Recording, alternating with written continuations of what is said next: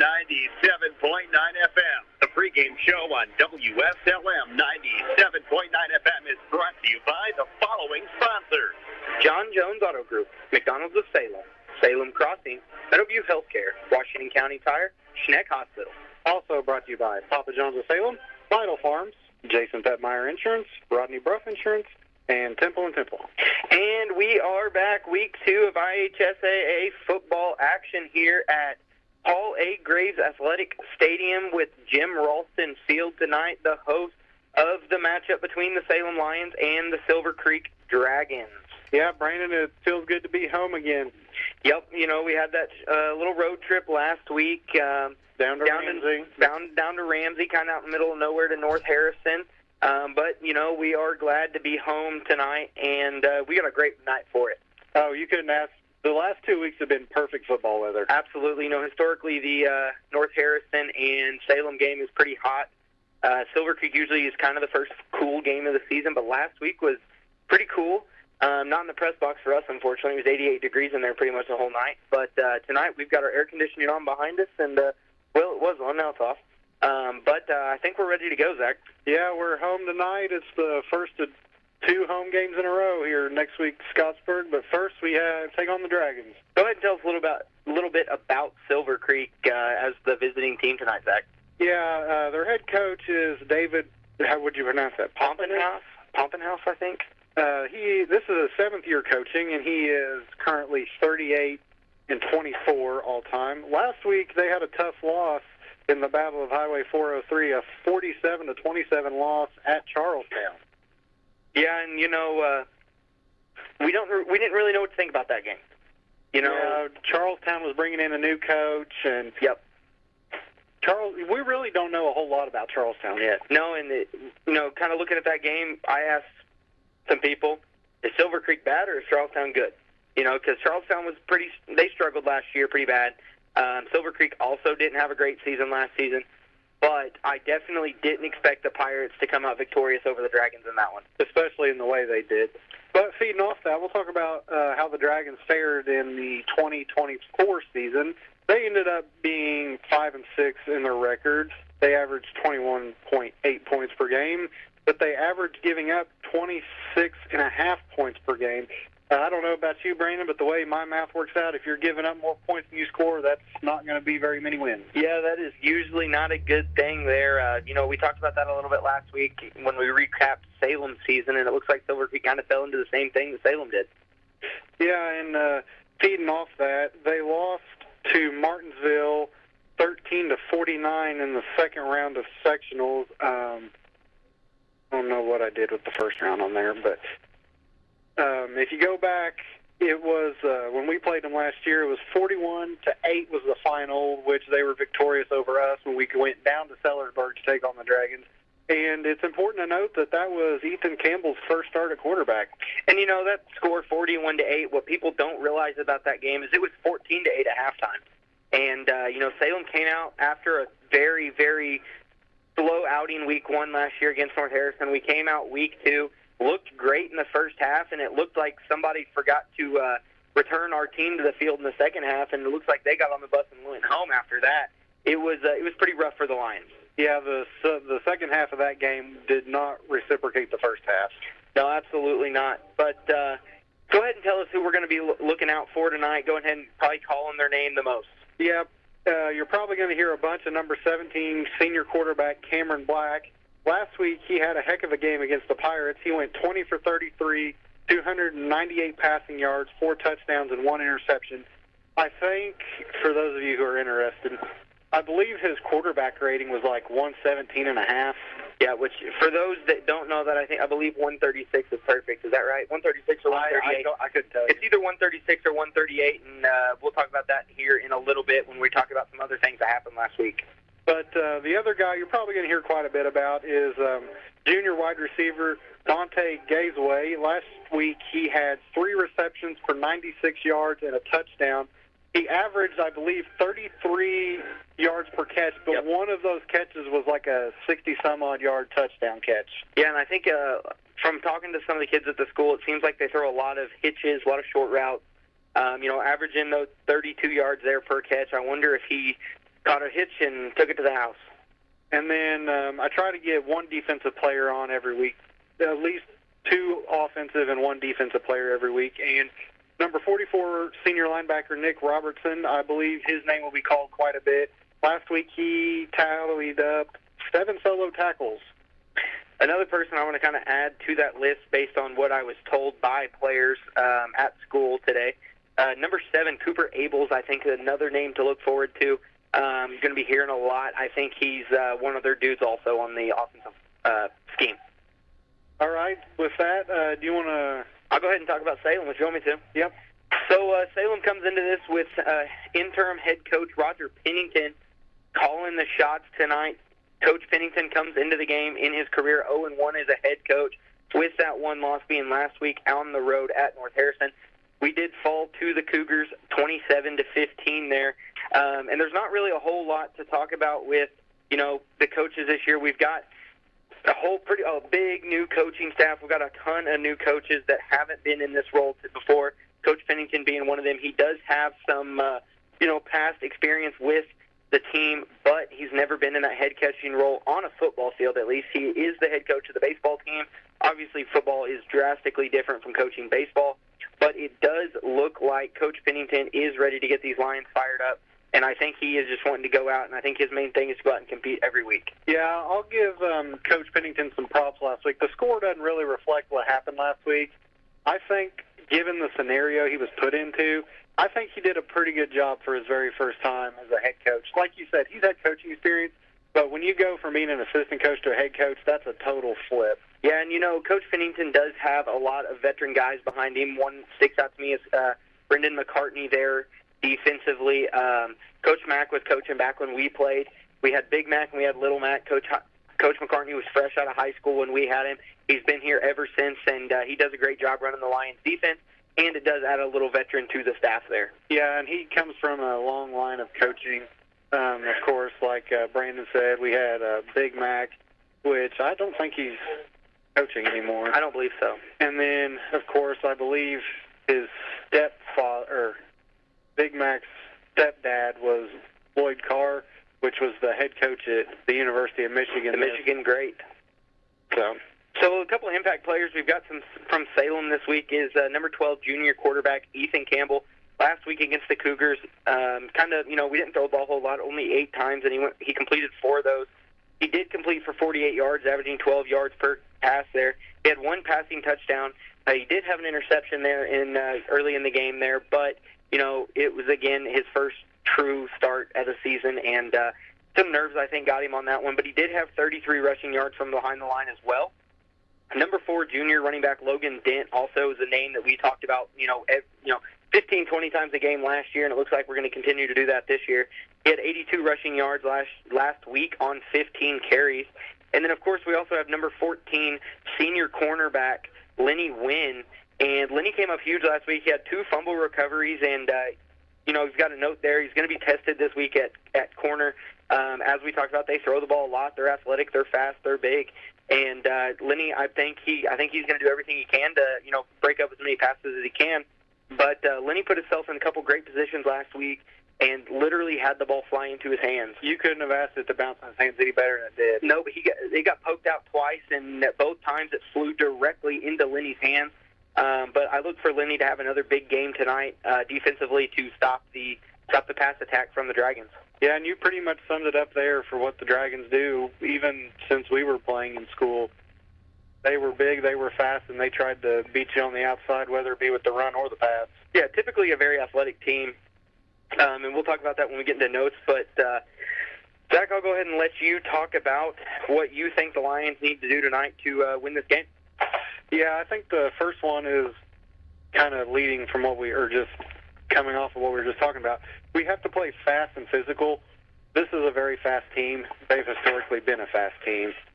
They have athletes. We need our athletes to match up against their athletes. Yeah, that's the first one. And then defense has to be on point this week. I think, honestly, Brandon, defense is going to determine who wins this game. If Salem's defense comes out and plays strong, we have a legitimate shot at this. Yep. But especially in the secondary, if they kind of back off and don't read their keys, we're in for a long night. Yeah, when you play a pass-first offense like this Silver Creek team, we believe is, you can't get caught up looking in the backfield. You can't get caught looking up at the running backs, the quarterback.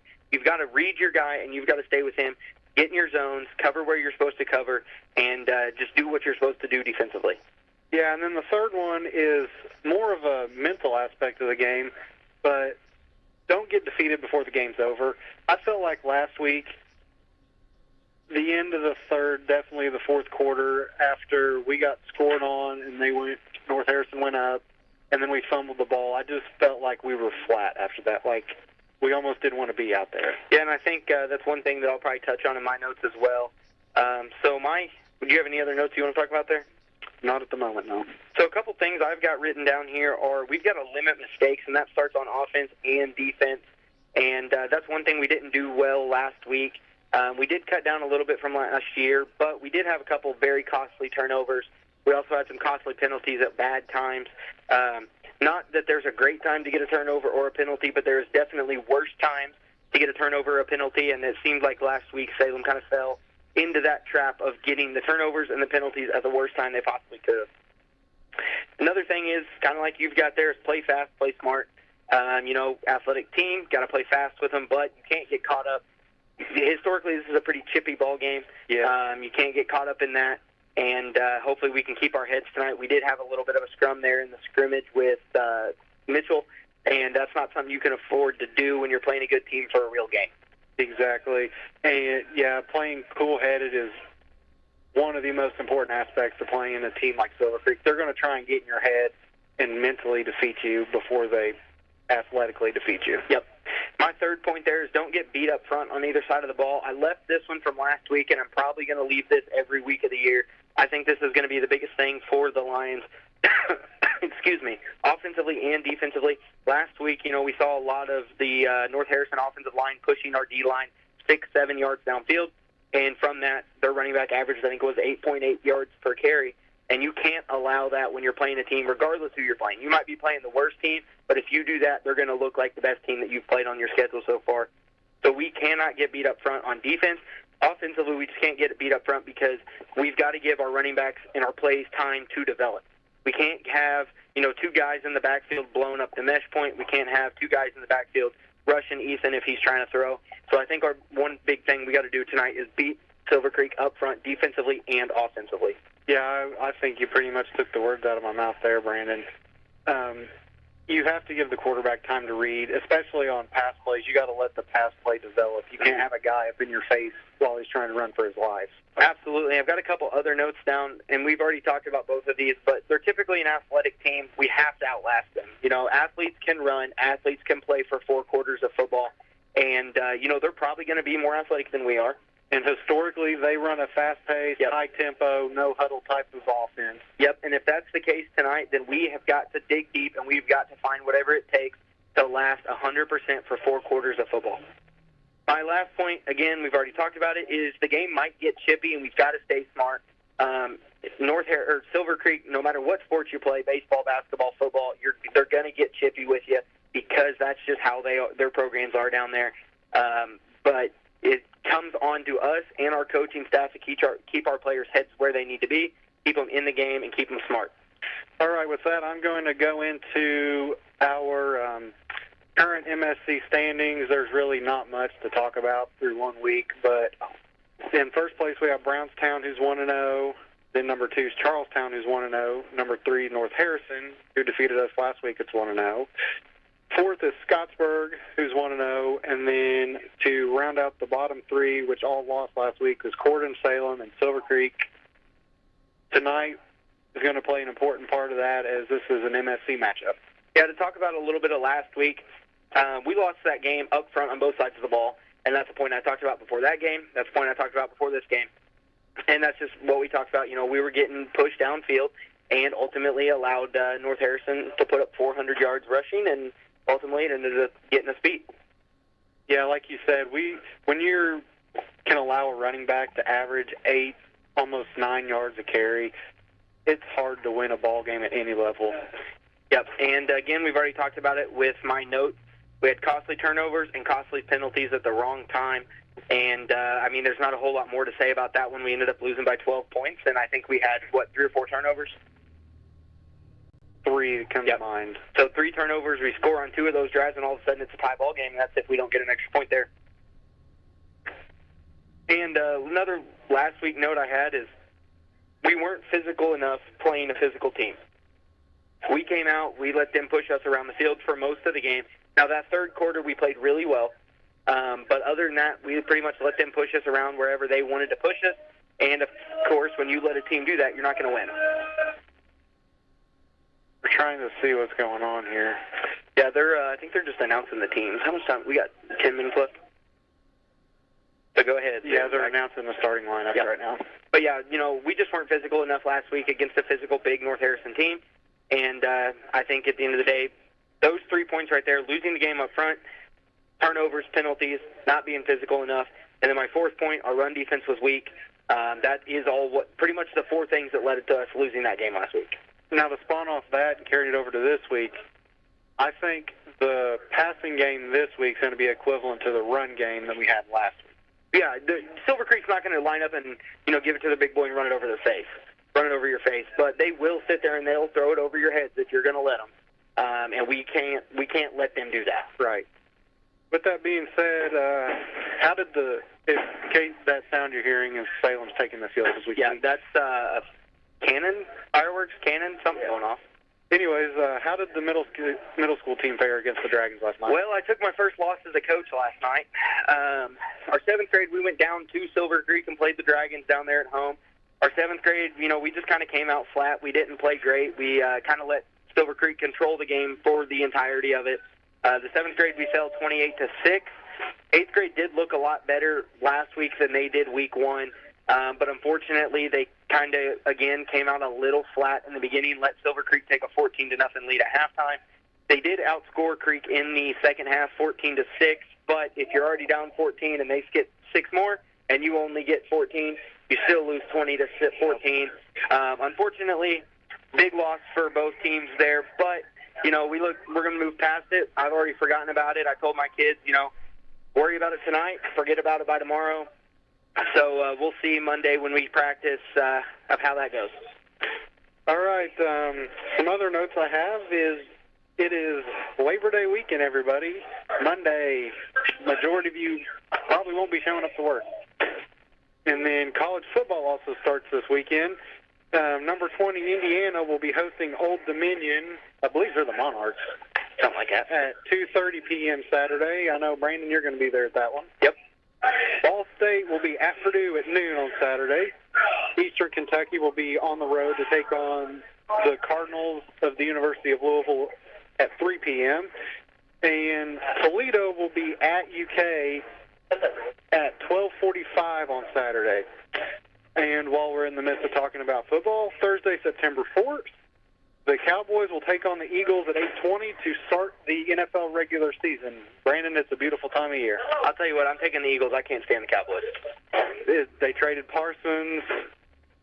Good for them. Good for Parsons. Yeah, good for them.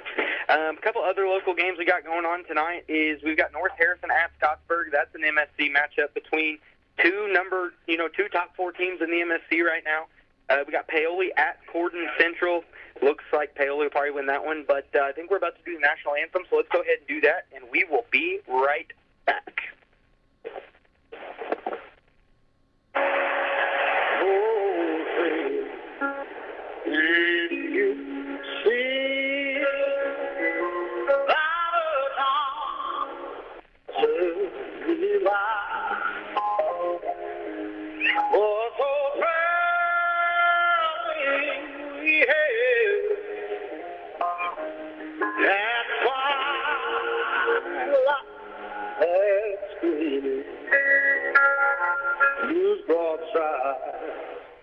And ride on through the pale of fire over ramparts we walk was so kind streaming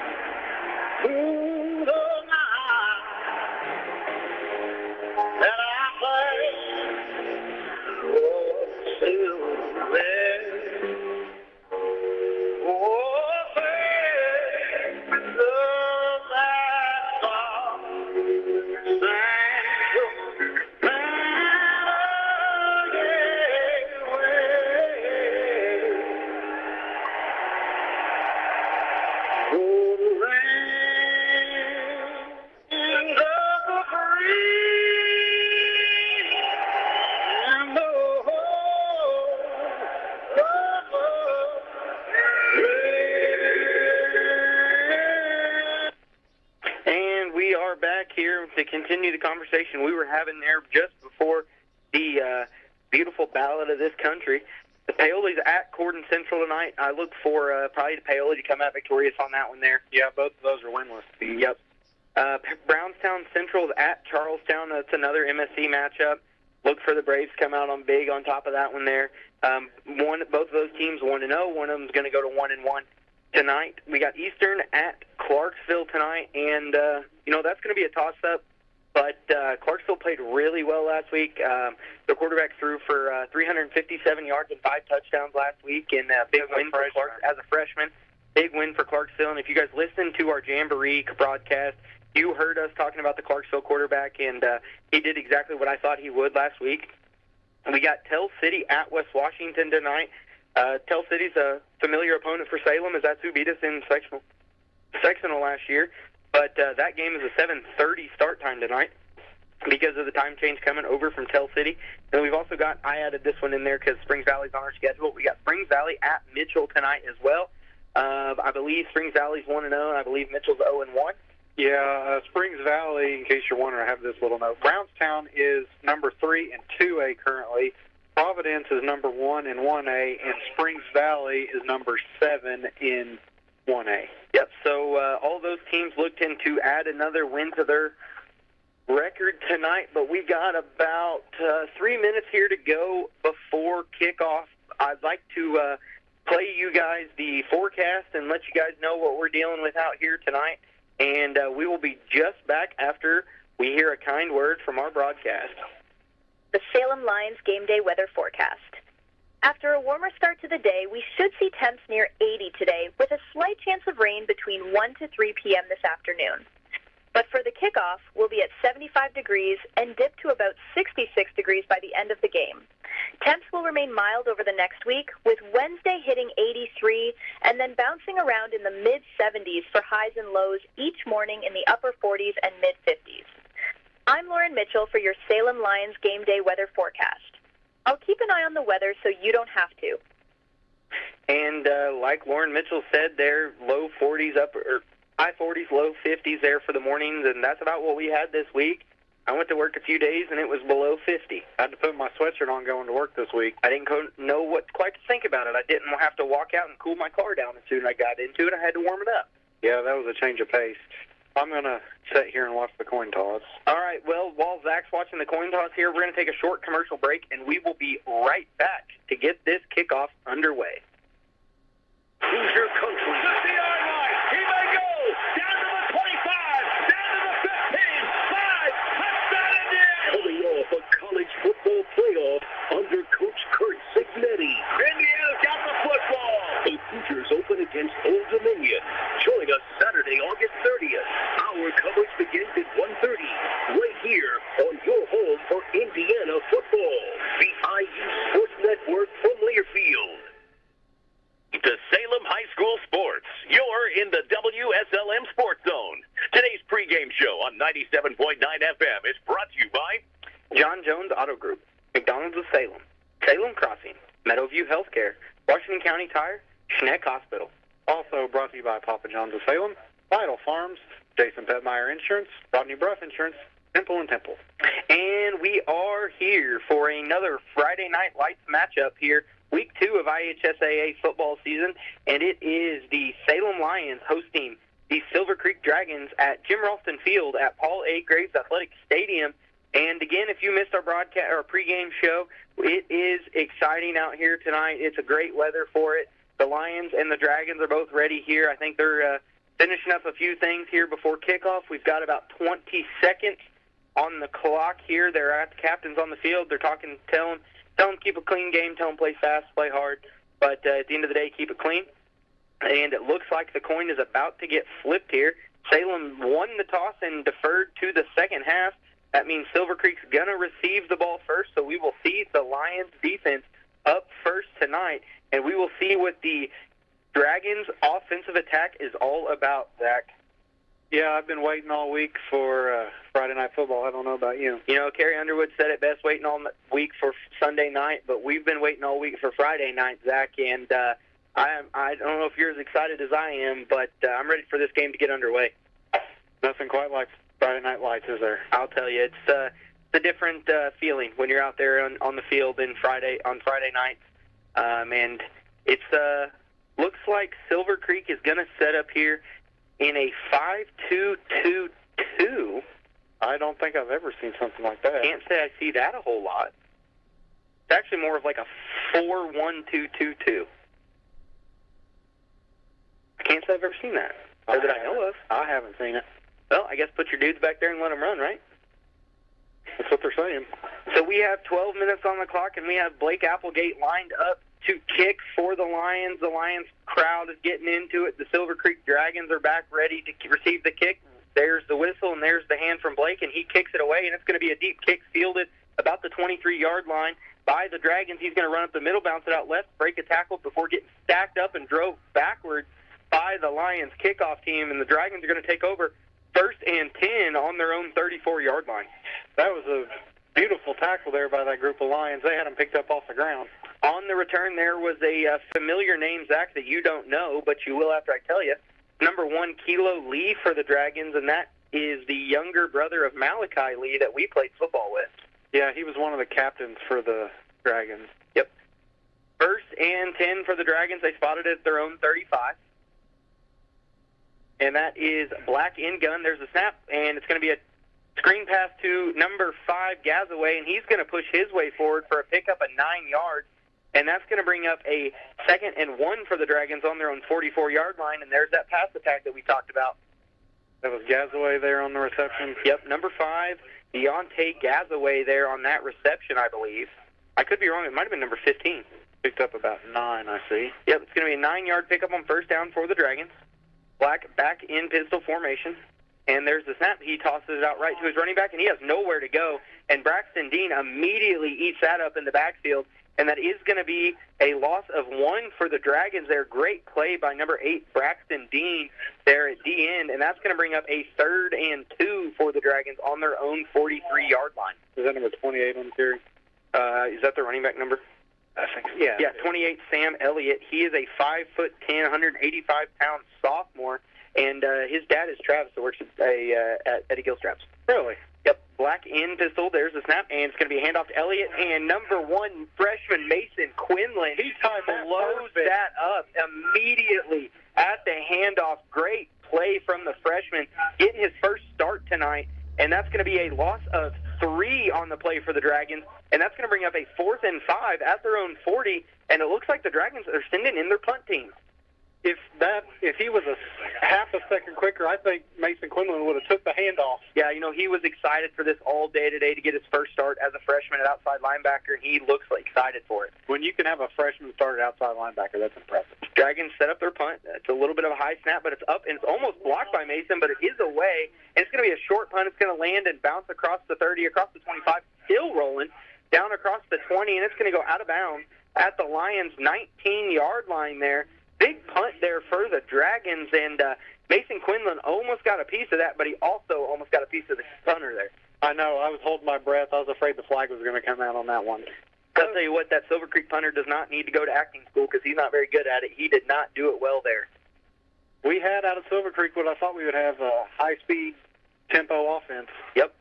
The Lions offense now is on the field in the huddle. They come to the line. Again, that's Ethan Campbell leading the attack under center. Campbell lines up under center with Karis Moore in the backfield. Peyton Shockey at right slot, Denton left slot. Dent's in motion. There's snap, handoff to Karis up the middle, and he is met in the backfield and slung down. And there is going to be some extracurriculars there, but I think they got away from each other. But that is going to be a 2-yard loss there for number 7, Karis Moore, on the first play of the game for the Lions. A 1-yard loss. They only marked a 1-yard loss. So the Lions now have the ball 2nd and 11 on their own 18-yard line. Campbell brings his team back to the line. 2 backs in the backfield. That's Moore and Dent back there. There's a snap. He's going to toss it around the right side to Dent, and he's got a hold of runs through. It does pick up about 3 yards, I believe. Are they going to give him 3 or are they going to give him 4 there, Zach? I think they gave him 4. I think they gave him 4, yep. So that's going to be a 4-yard gain there for number 4, Logan Dent. And that's going to bring up a 3rd and 7 for the Lions here on their own 22-yard line. Now under 9.5 minutes to go at 9:27. Score tied 0-0. Lions offense on the field for the first time. Campbell under center. Moore in the backfield. Dent at right slot. A receiver on the right. A receiver on the left. Dent in motion. There's that toss around the left side to Dent, who cuts it back up the middle and is tripped up about the line of scrimmage. And that's going to be about let's see where they mark it here. It's going to be about a 2-yard pickup there for Logan Dent, but it's not going to be enough, and that's going to leave the Lions with it's going to be a 3-yard pickup there for Logan Dent. So it's going to be a 4th and 4 for the Lions here, and the Lions punt team now out on the field. Punter Braxton Dean back for the punt. 2 guys deep for the Dragons. That's number 15, Drake Altman, and number 9, Elliot Lanehart back deep to receive. Braxton gets the punt away. It's a high, short punt just past the first down marker. It's going to land and bounce backwards for the Dragons, and it's going to be down at the 31-yard line of the Lions, and that was only about a 4-yard field flip there, Zach. Yeah, that was a high punt. Very high back-spinning punt. Yeah, that's something you see when you're punting into the opponent's red zone. Yep, and that is not going to work out well in the Lions' favor there as the Dragons take over now on the Lions' 31-yard line. Great field position for the Dragons, and they are set to come to the line. Black in pistol with Elliott lined up behind him. Trips to the left side, one lone receiver to the right. I look for them to attack that lone receiver. And there's the snap. It's going to be a drop back. He's going to throw that hitch to the lone receiver. And great play there from Peyton Shockey. The intended receiver was Deontay Gazaway. And Peyton Shockey broke on the hitch route and broke it up immediately. Great play there from Peyton. That was a perfectly timed break up there by Peyton Shockey. This isn't his first time out there playing corner. He's getting fit down on how to read those passes. Yep. Dragons already back to the line. Again, twins to the left, twins to the right, Black in gun formation. Got a motion across the line. There's a snap, and it's a bobbled snap. There's a flag, and I think that might have saved the Dragons there from a turnover.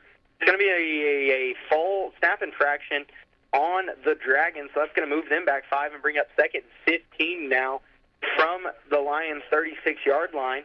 But I think the Lions kind of got lucky there, or the Dragons kind of got lucky they threw that flag because that was not a great snap there. Yeah, that leads into what I was getting ready to say. Silver Creek's playing kind of sloppy for Silver Creek. Yep. And that could have been what got them beat last week is the sloppy play. Like we said, we don't know a whole lot about the game last week. Yep. Just bits and pieces. Yep, so we've got twin formation to the right, twin formation to the left. Black in pistol formation with Elliott lined up behind him. 2nd and 15, there's a snap. He drops back, throws a screen to his receiver, and it was a terrible throw there from Cameron Black. And that's going to bring up a 3rd and 15, and that was just not a great ball from Black there. And I think if he would have caught that, I think he would have had some room to run over there, Zach. That was just a wobbly pass. That's all there is to it. Yeah, he threw it way too ahead of him, and it just didn't work out for him. But that brings up 3rd and 15 from the Lions, 36. 8:23 to go here in the first quarter. There's a snap to Black. He drops back. He's got 3 receivers to the left. He's got one on a deep route, and he tries to throw it across the middle, and he did not throw that to the right receiver. He overthrew that, too. He overthrew that drastically, but he had a receiver running down the left side pretty much by himself. Unfortunately, I think that was one of those get it to your dudes passes, and unfortunately he couldn't connect with his dude there. Did you get who the intended receiver was? Yeah, number 5, Cameron Gazaway. It looks like they just want to get him the ball and let him run with it, but unfortunately the Lions are playing great defense there on Gazaway. So the Dragons are now set to punt once again, punting from the Lions 36 this time. There's the snap. Punt is up and it's away, and it's a nice punt down to about the 5. It's going to take a bounce. It's going to go into the end zone, and that is going to be a touchback there for the Lions, so they will get the ball at the 20-yard line, I believe. Is that correct, Zach? The 20 yes, that's where they're 25. 20, they put the stick on the 20. That's what I thought. So it's going to be 1st down and 10 for the Lions offense once again on their own 20-yard line now. 8 minutes and 10 seconds to go here in the first quarter. Again, score tied 0-0. Zach's pointing at stuff, and I don't know what he's pointing at. What are you pointing at, Zach? That was a 3 and outs there for the Dragons. Yep, 2 very quick offensive possessions for the Dragons there. So the Lions offense now breaks the huddle and comes back to the line. And Campbell under center there with Moore in the backfield, Dent and Shockey at slot. There's the snap. Campbell looks back to throw, throws out wide to Braxton Dean, who connects on it. He shifts his way up and gets thrown out of bounds. And that is going to be a first down for the Lions on the 11-yard pass play from Ethan Campbell to Braxton Dean, and that's going to be a 1st and 10 for the Lions, and I believe that's the first down of the game. Is that right? Yes, it is. What was that, 10-yard pickup? 11-yard pickup. Yes, that is the first down of the game. So the Lions now have 1st and 10 on their own 31-yard line. Speaking of Malachi Lee, there he is with his big camera. Campbell under center with Karis Moore in the backfield, Logan Dent on the right side. Dent's in motion. There's a snap toss around the right side to Dent, and he's got some room to run. He cuts it back in. He gets across the 35 down to about the 37-yard line, and that's going to be a 2nd and 4 for the Lions after the 6-yard pickup there from Logan Dent, and this is what the Salem offense we expect to see week in and week out. Yes, and I've noticed Salem's a team, when you get momentum built, we feed off momentum. Yep. That goes both ways. Whenever the momentum's negative, I feel like that's, but whenever, like right now, when the momentum's in our favor, we take it and run. Yep, there's the quarterback sneak for the Lions with a quick snap, and Campbell's running across the 40. He's across the 41. He's going to be right at the first down marker, and let's see where they mark it. They're going to give him the first down, I believe. And, Yes, that's going to be a Lions first down on a 4-yard pickup there from number 12, Ethan Campbell. Great quarterback sneak there. I think it definitely caught me off guard, caught you off guard, and I think it caught the Dragons' defense off guard. Campbell kind of outrun the offensive line on that QB sneak. Nobody knew what was going on. 7:15 to go here in the first. Score tied 0-0. Campbell comes out under center, Dent and Moore in the backfield. And there's the snap. Campbell tosses it around the left side to Karis Moore, who's got some nice blocking and a holder run through. He's across the 50 down to the 48-yard line of the Dragons. Another first down on an 11-yard pickup there for number 7, Karis Moore, and another Lions first down. Oh, no, that one. Ethan. Yep. Quarterback sneak. 4 yards. Yep. Sorry, So, we were trying to get some stats. We're getting all of our stats situated here. So the Lions back to the line. Campbell under center, Moore and Dent in the backfield. Braxton Dean out wide left, Peyton Shockey out wide right. There's a snap, fake handoff to Moore, handoff to Dent. He is met behind the line of scrimmage. He's going to be dropped, I believe, for a yard. Let's see where they mark this here. And that is going to be a loss of a yard, so that's going to bring up a 2nd and 11 now for the Lions on the Dragons' 49-yard line. They read that play beautifully. Yep, absolutely. Hold on. Salem here, breaking the huddle as they come to the line. So the Lions come back to the line. Campbell under center.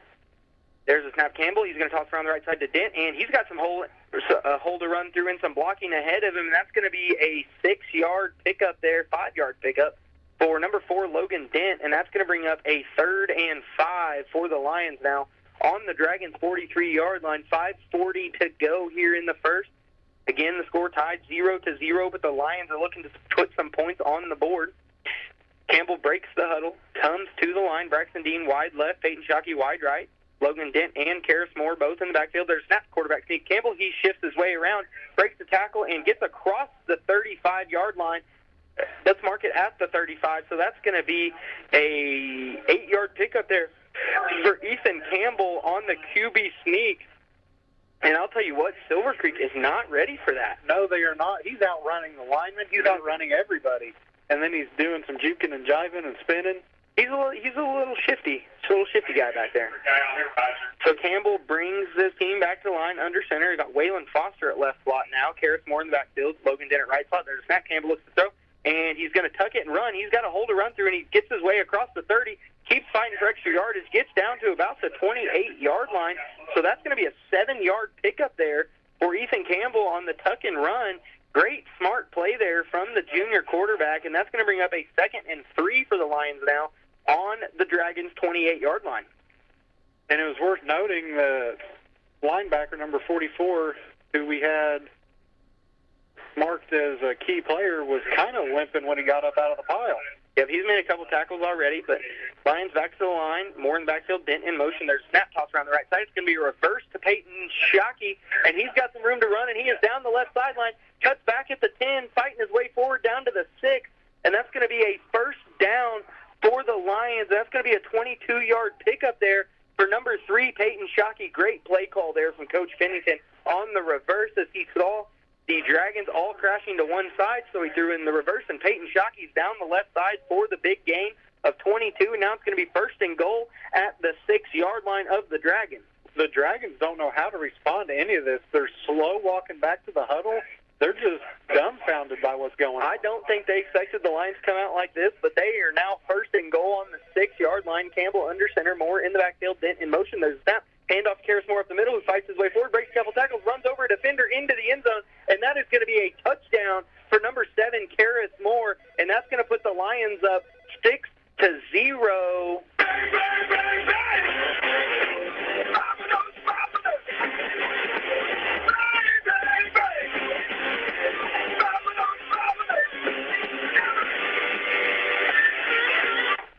And the Lions put the first points on the board in this one here with 3:49 to go in the first, and Blake Applegate is in for the PAT.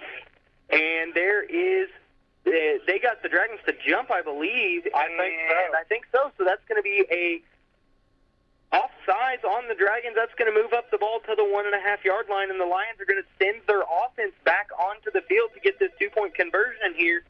And, that is a snap count that we've done for years here, and unfortunately it still gets teams to jump off sides. Yeah, that's the second time this season we've got the team to jump on a PAT. Yep. So like Coach Pennington said, special teams, you were going to see a bunch of different things come from. Yep, so the Lions offense is back on the field for the 2-point conversion here. Campbell under center with Moore in the backfield, Dent in motion. There's a snap going to be tossed around the right side to Dent, and he is going to get into the end zone, and that is going to put the Lions up 8-0 here. 3 minutes and 49 seconds to go in the first quarter. The Salem Lions lead the Silver Creek Dragons 8-0.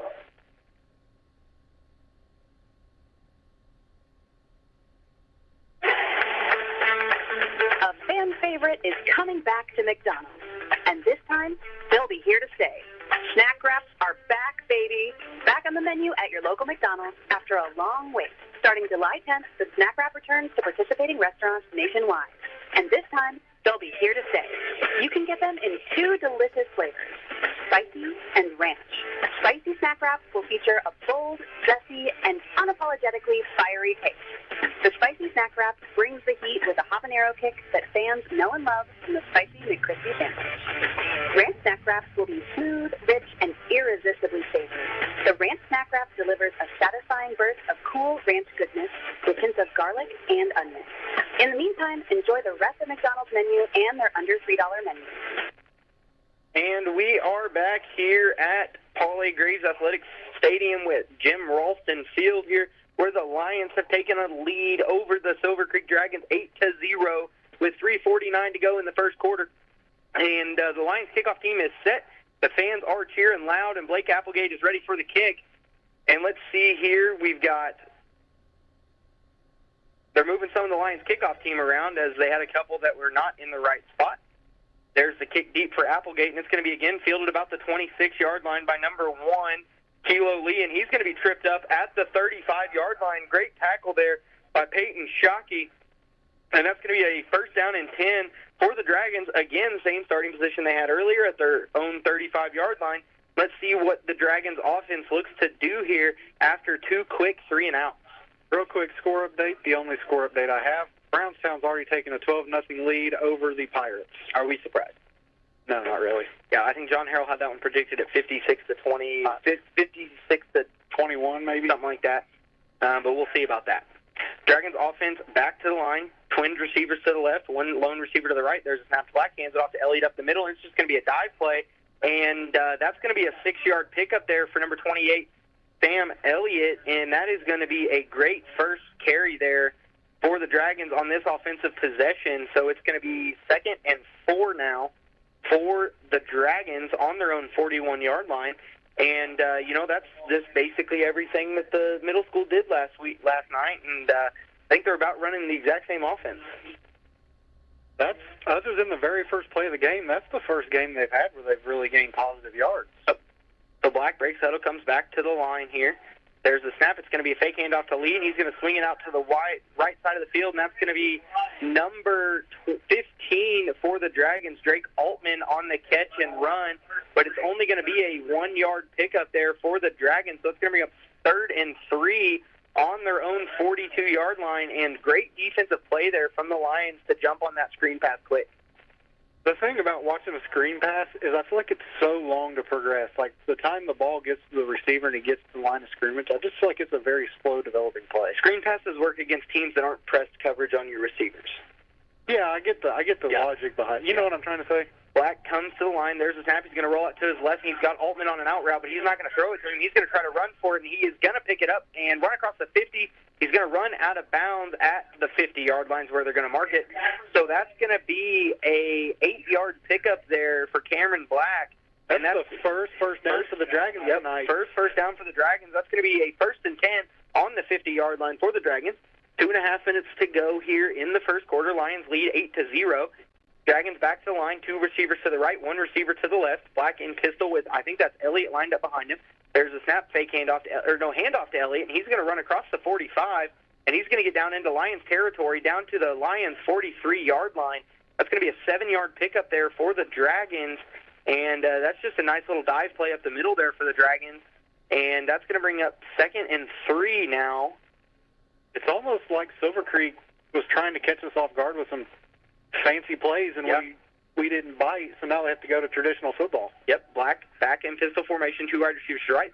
Handoff to Elliott up the middle again. He's going to fight forward for 4 yards, and that's going to bring up a 1st down for the Dragons now on the Lions' 39-yard line.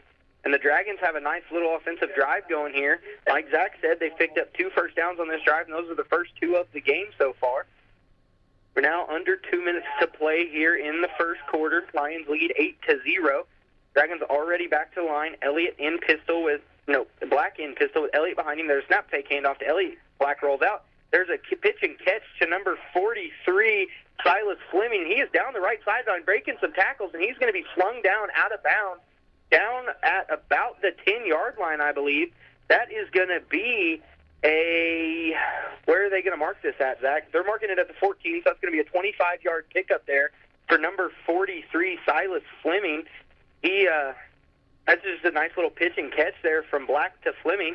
And now the Dragons have 1st and 10 at the Lions' 14. You usually don't see a fullback is catching a ball. Nope.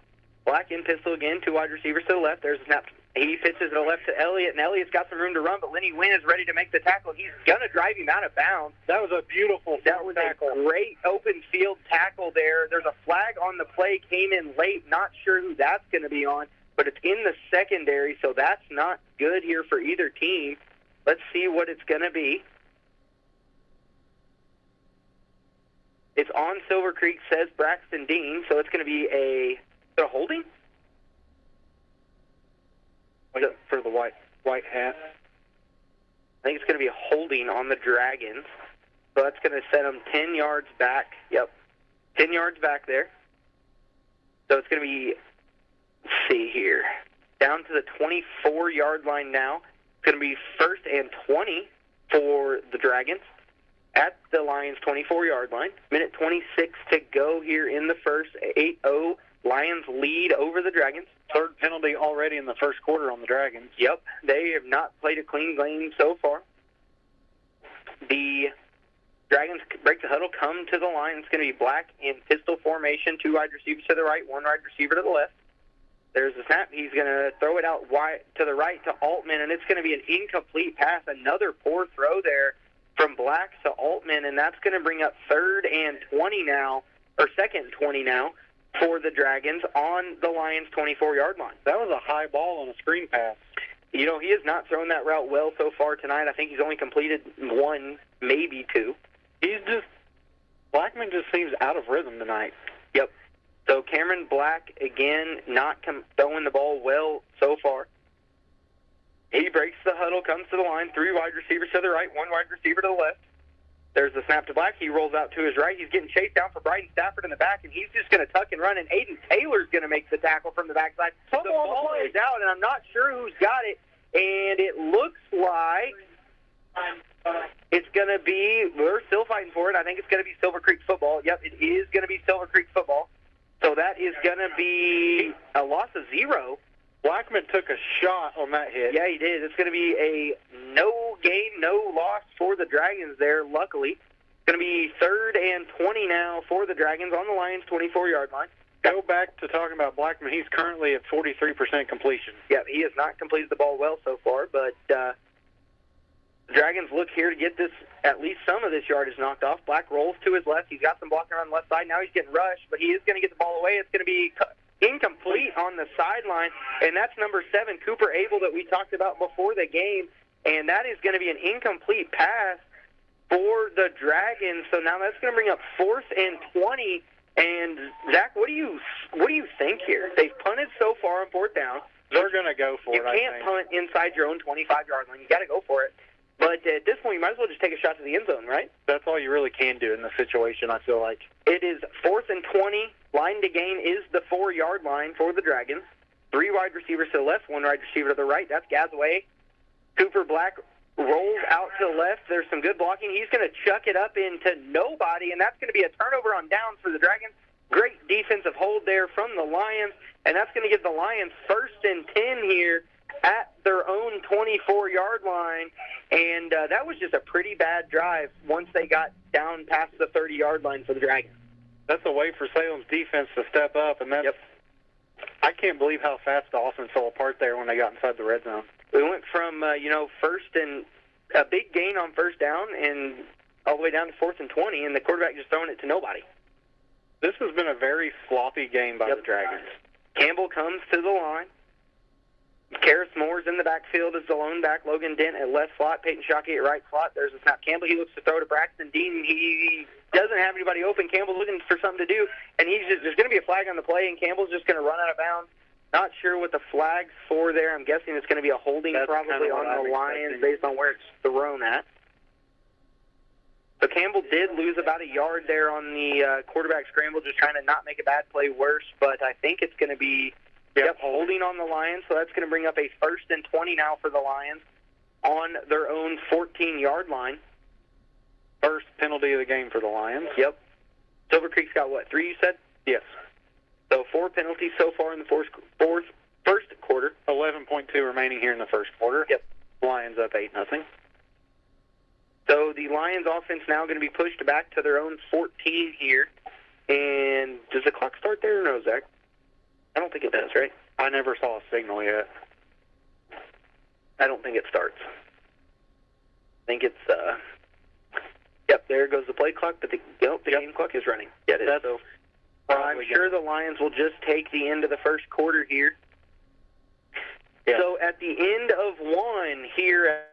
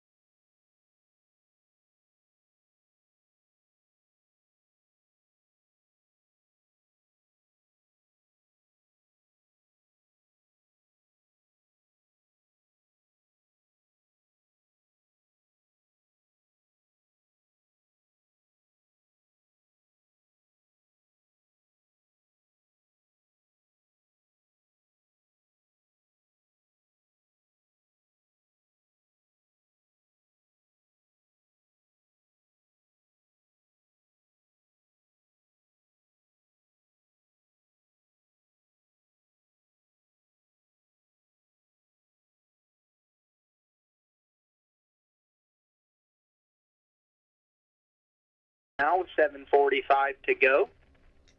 They've really changed their game plan. Now they're just handing it to him right up the middle. Handed up the middle. Going similar to what North Harrison did last week. Dragons offense, 2nd and 1 here on the Lions 40. Cameron Black lines up under center, and the power eye is going to snap, hand it off to Fleming, the fullback, and he's going to fight his way across the 35, and he's going to be brought down at the 34-yard line, and that's going to be about a 6-yard pickup there for Silas Fleming, number 43, the fullback on first down. We have not seen them run. We have not seen them on the I formation here tonight, and looks like they need to go maybe some more of that. They were running what North Harrison was running. So Black, there's the snap to Black in pistol. He hands it off to Elliott, who breaks the tackle at the line, fights his way forward across the 30. He's going to be pushed forward by the Lions down to the 26-yard line. So that's going to be a 7-8-yard pickup there for number 28, Sam Elliott, on first down. So they're going to have 2nd and 2 here on their own on the Lions' 26-yard line now. 6:55 to go here in the second quarter. Lions lead 8-0. Dragons back to the line. Black in pistol with Elliott lined up behind him. 2 wide receivers to the right. There's a snap handoff to Elliott, who breaks the tackle behind the line of scrimmage, fights his way forward down to about the 20-yard line. I think they're going to mark him at the 20. So that's going to be a 6-yard pickup again for Elliott. And that is going to be a first down for the Dragons now, as they have 1st and 10 on the Lions' 20. Timeout by the Lions. Timeout by the Lions. That means a timeout from Zach and I, and we will be back after a short commercial break.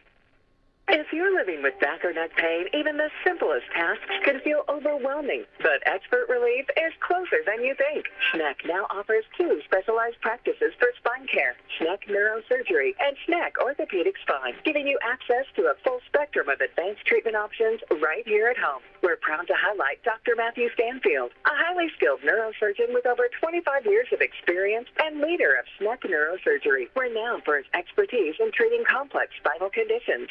Schneck Spine Care Program proudly welcomes Dr. Kenneth McKinley, a board-certified orthopedic spine surgeon with over a decade of experience, who now leads Schneck Orthopedic Spine. Together, these 2 practices bring you comprehensive spine care, from advanced imaging and non-surgical therapies to expert surgical solutions, all tailored to your unique needs. And because it's Schneck, you'll receive compassionate, high-quality care without having to travel far. Visit schneckmed.org to learn more. Schneck Orthopedic Spine and Schneck Neurosurgery, expert spine care, close to home. And we are back here at Paul A. Graves Athletic Stadium at Jim Ralston Field, where the Lions lead the Dragons 8-0 with 6:41 to go in the second. Dragons have the ball, 1st and 10 on the Lions' 20. And there is the hard count from Cameron Black, and that is going to draw the offsides there. So that's going to be a 1st and 5 now for the Dragons on the Lions' 15-yard line. 3-5 yards there for the Dragons. We haven't seen Silver Creek do the hard count yet, but it worked. No, we have not. Well, we have a chance. Real quick score updates. Brownstown over Charlestown right now, 21-12. We will come back to it. Cameron Black in pistol with Sam Elliott lined up behind him. There's a snap handoff to Elliott up the middle. It's worked so far. Why not run it again? And Elliott does break a tackle, breaks another one. He's going to get tripped into the end zone. That's going to be a touchdown for the Silver Creek Dragons on a 15-yard carry for Sam Elliott straight up the middle. And that's going to cut this lead down 8-6 here. And the Lions need to get a stop here on this PAT if they go for 2, but I don't think they're going to. They're lining up to kick. Yep, they're lining up to kick. That is number 22, I believe. Yes. Brady Anderson, 6'2", 160 junior. Anderson's also the man that kicks the ball deep on kickoff, but he's in for the PAT. And there's a snap. Kick is up. It's low. It's good between the uprights, so that's going to be a 7-point swing there on the turnover for the Lions. So now it's going to be Lions 8, Dragons 7. And we'll take a short commercial break, and we'll get back in time and back for your score updates. Faster than we would like. That's why we're savoring every moment and every flavor at Summer Wine Down at Holiday World and Splash and Safari. Festive dishes paired with Indiana wines. Very scary sangrias by the pool. Thanksgiving treats featuring coasters. Festive foods, select wines. Collectible Cups, one giant celebration, August 4th through September 13th at Holiday World and Splash and Safari. Come for the thrills. Stay for the flavors. Get your tickets at holidayworld.com. And we are back here getting ready to set for the kickoff. But first, Zach's got some score updates. Brownstown over Charlestown 21-12. Paoli over Corden 10-0. Scottsburg over North Harrison 7-0. Parksville and Eastern still says no score. Springs Valley 30-6 over Mitchell. That was quick. And then I still have 0-0 for West Washington. So the Dragons kickoff team now set to kick deep again. That's going to be Anderson in for the kickoff. And we've got Waylon Foster and Braxton Dean back deep for the Lions at the 1-yard line. So this kid must have a big leg here. And Anderson is set for the kick. The Dragons smack their legs, letting Anderson know they're ready. And Anderson kicks it deep, and it's a deep kick, and it's going to be fielded by Braxton about the 6. And he's going to return it down the left side. He's going to cut it back to the right side, and he gets outside. He's got some room to run, but unfortunately he's going to get swung down at the 26-yard line. So the Lions will take over 1st and 10 here at their own 26 with 6:26 to go before halftime. Still the Lions lead 8-7 over the Dragons. And it's important to note that the Lions get the ball to start the second half. Yep. Touchdown here and a long drive might turn this into a 2-score game pretty quick. But first we have to take care of the ball. You are correct there, and we have to get first downs. That would be the first thing. That's an important step. I wouldn't worry about it. I just score touchdowns. So Campbell brings his team to the line. Moore and Dent in the backfield, 2-back set. One wide receiver out to the left. There's a snap. Fake handoff to Moore, handoff to Dent, and Dent's going to be swung down at about the 29-yard line, so it's going to be a 3-yard pickup there for Logan Dent on first down. That's going to give the Lions 2nd and 7 here on their own 29-yard line. Both teams kind of go into a power-type run offense. You know, we see that pretty consistently from the Lions offense, but I expected Silver Creek to not go to that, but it worked out for them So far. Yeah. So Campbell back to the line.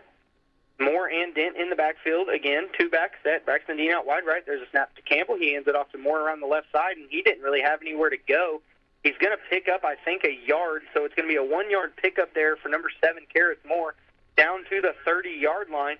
So it's going to be 3rd and 6 now for the Lions, and this is a big play here for Coach Pennington. I think Moore was like me. He didn't see that guy setting the edge there. He kind of ran right into him. Great play there by the defensive end of Silver Creek. Silver Creek comes out in a 5-3. 3 down linemen, a stand-up D end on each side with 3 backers. The Lions break the huddle, come to the line. 8 seconds on the play clock here. Campbell under center with Moore in the backfield. Dent in motion. There's a snap. It's going to be a fake toss to Dent, and Campbell's around the left side, and he's going to be throwing across to Karras Moore, and that's going to be an incomplete. He tried to pick it off the turf. The refs are going to call it incomplete. That would have been good enough for a first down, but instead it goes to a 4th down. So it's going to be 4th and 6 now for the Lions on their own 30, and it looks like Salem sending in their punt team, and that was close. That was if it was on Saturday or Sunday, I think they would have had the replay. Definitely been a review there, but unfortunately we don't get that in IHSA football. So it's going to be 4th and 6 now for the Lions on their own 30. 5 minutes exactly to go here. Lions lead 8-7. There's the snap to Dean, and it's going to be on the ground, and that's not going to be good for the Lions. And Dean's going to just throw it to DJ Ward, but it's going to be caught at the 30, but it's going to be tackled immediately at the 31. So that's going to be a turnover on downs there for the Lions, but honestly, that could have been a lot worse. That could have been a lot worse. The Dragons were chasing Braxton back about the 10-yard line. He didn't want to get tackled there, so he just chucked it up the field to DJ Ward, who caught it. And let's see what the refs are talking here. What are we doing? There's no flag on the play. They had thrown a flag, but there is no flag. Not sure what it was for. Anyway, illegal man downfield would be my only thought. That or illegal touching. Yeah. I'm not sure who the long snapper is, but if it was DJ, I don't think he's out. So it's going to be. I don't know who the long snapper is. I don't either. We'll have to look at that. I don't think it's going to be on the roster. Probably not. But it's going to be 1st and 10 now for the Dragons here on the Lions' 31-yard line. They are quick to the line here. 4:51 to go before halftime. Lions lead 8-7 over the Dragons. Black in pistol with Elliott behind him, 2 wide receivers to the left. That's going to be a jet motion there. Fake handoff to the jet. He's going to hand off to Elliott up the middle. He's got a holder running into some blockers in front of him. He's going to be up and it across the 20 down to about the 18-yard line. So that's going to be a 13-yard pickup there for Sam Elliott on first down.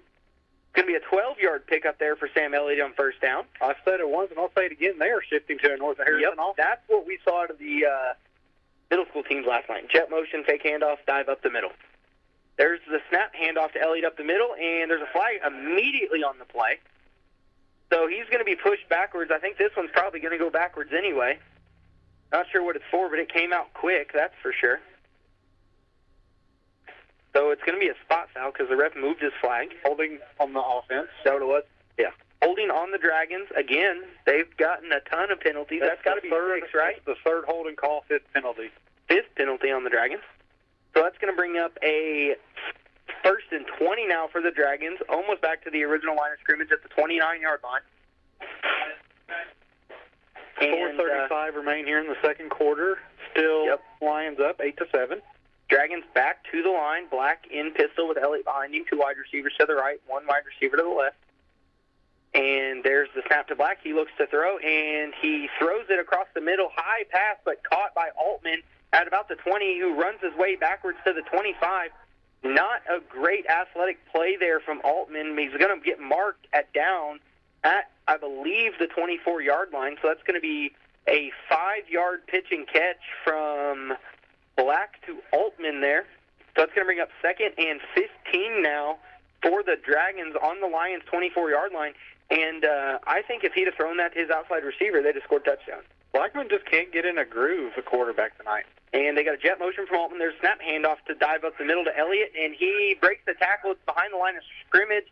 He is going to be swung down at the 21-yard line, so it's going to be a 3-yard pickup. There's a flag late. That was a late flag, Brandon. On the play, and I'm thinking by the Silver Creek reaction, it's going to be on the Lions here. Lenny Wynn, by his body language, I'm thinking on the Lions too. Personal foul. I'm guessing that's a late hit on the Lions. So that's going to put the Dragons at the 6-yard line. Again, that's one of them penalties that we talked about you can't have. And unfortunately, the Lions drew a late flag there, pick up 15 yards for the Dragons. So the Dragons now 1st and 10. Actually, they're making a half distance. It was at the 20, I guess. So half distance to the goal puts them at the 10. Automatic first down, is that correct? Yeah. No, I have it 3rd down. Personal foul, it's automatic first down. Is it not? The scoreboard says 3rd. 3rd and 1. So it's going to be 3rd and 1. I'm not sure. Okay. 3rd and 1 there for the Dragons now on their own, on the Lions' 10-yard line.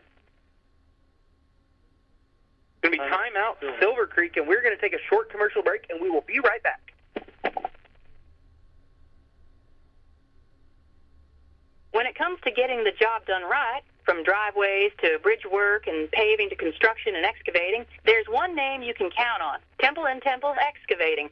Serving homeowners and also handling big jobs for city, county, and state highway projects, they built a reputation on quality work since 1948. Driveways, construction, demolition. If you need it moved, cleared, built, or torn down, call Temple & Temple Excavating at 812-883-6644. Temple & Temple have been supporting Washington County for 77 years, one project at a time. Call Temple & Temple today at 812-883-6644 or find them online at templeandtemple.com, where you can also apply for job opportunities. So Zach and I we had this conversation over the timeout break. We learned that not all personal fouls are first downs. So 3rd and 1 now for the Dragons, again at the Lions' 10-yard line. 3:34 here to go before halftime. Lions lead 8-7. Black in I formation now. There's snap handoff to Fleming up the middle, who bounces it around the right side. Gets enough for a first down. Pushes his way down to the... Let's see, I'm going to stop trying to guess where they're putting it because the refs all stay in different positions. So it's going to be at the... Is that the 7 or the 8, Zach? 8. So it's going to be a 3-yard pickup there for Silas Fleming down to the 8-yard line. So the Dragons take over 1st and goal now on the Lions' 8. Black in pistol formation, 2 wide receivers to the right. Altman in jet motion. There's a snap. Fake handoff to Altman. Dive up the middle to Elliott, who fights his way forward, down across the 5, down to the 3, and that's going to bring up 2nd and goal from the 3, and we're not sure what's going on in the back of the end zone. There was some chippiness going on back there. One of the Silver Creek linemen drove one of the Lions defenders into the back of the end zone. So it's going to be a 5-yard pickup there for Elliott on 1st and goal. So now they have 2nd and goal on the Lions 3. 2:40 to go here before halftime. Lions lead 8-7. Dragons have the ball. 2nd and 3 on the 3. Black in pistol, and there's a snap, and he did not get him, but they snapped the ball. They threw the flag. What? I think it's going to be a flag on. Is that Silver Creek? It was a late flag for an offsides, right? Nope, it is on Lions. So it's going to be offsides on the Lions. That's going to move the ball to the 1.5. So it's going to be 2nd and goal now from the 1.5-yard line. So the Lions defense looks to make a huge stand here with 2.5 minutes to go before halftime. They lead 8-7, but Silver Creek has the ball 2nd and goal on the 1.5-yard line here. They break the huddle, come to the line. I look for that I formation here, Zach. I see that. Nope. Or delayed handoff. There is Black and pistol. There's a snap handoff to Elliott, who's met in the backfield, but he drags the Lions forward. I think he stopped short. They're marking him short. He's going to be short down to the 1-yard line, so we'll call it a 1-yard gain there. I think is what they're going to consider that. That's what I would consider it. So it's going to be a huge 3rd down for this Lions defense as Silver Creek has 3rd and goal at the 1. I mean, the center could fall forward and they're in the end zone. Yep. They have to go to I formation, right? Nope. Hold on. Wait for it. Black in pistol. Yep, here it comes. I formation. It's going to be a handoff to Fleming up the middle, who walks into the end zone, and that's going to be a touchdown for Silver Creek, and that's going to remove the lead from the Lions, give it to the Dragons. They currently hold it 13-8 over the Lions. 1 minute and 37 seconds to go before halftime. The Silver Creek PAT team is coming in. Anderson in to kick the PAT here, and he looks like he's a pretty decent kicker. I'm impressed so far. Not a lot of teams in our conference play just a kicker on the roster, but there's one right there. So Anderson in for the kick. There's snap. Kick is up, and it is going to be right down the middle, and that's going to be 14-8 lead now for the Dragons over the Lions. 1 minute and 37 seconds to go before halftime. Zach and I are going to take a commercial break, and we will be right back. Meadowview and Salem Crossing are the best choices for helping you recover. Our Moving Forward Rehabilitation Program offers a full range of therapy. We're here to help you return home safely with the skills you need to live life on your own terms. Meadowview and Salem Crossing, 2 great options for your rehabilitation. To learn more, visit asccare.com or call 888-996-8272.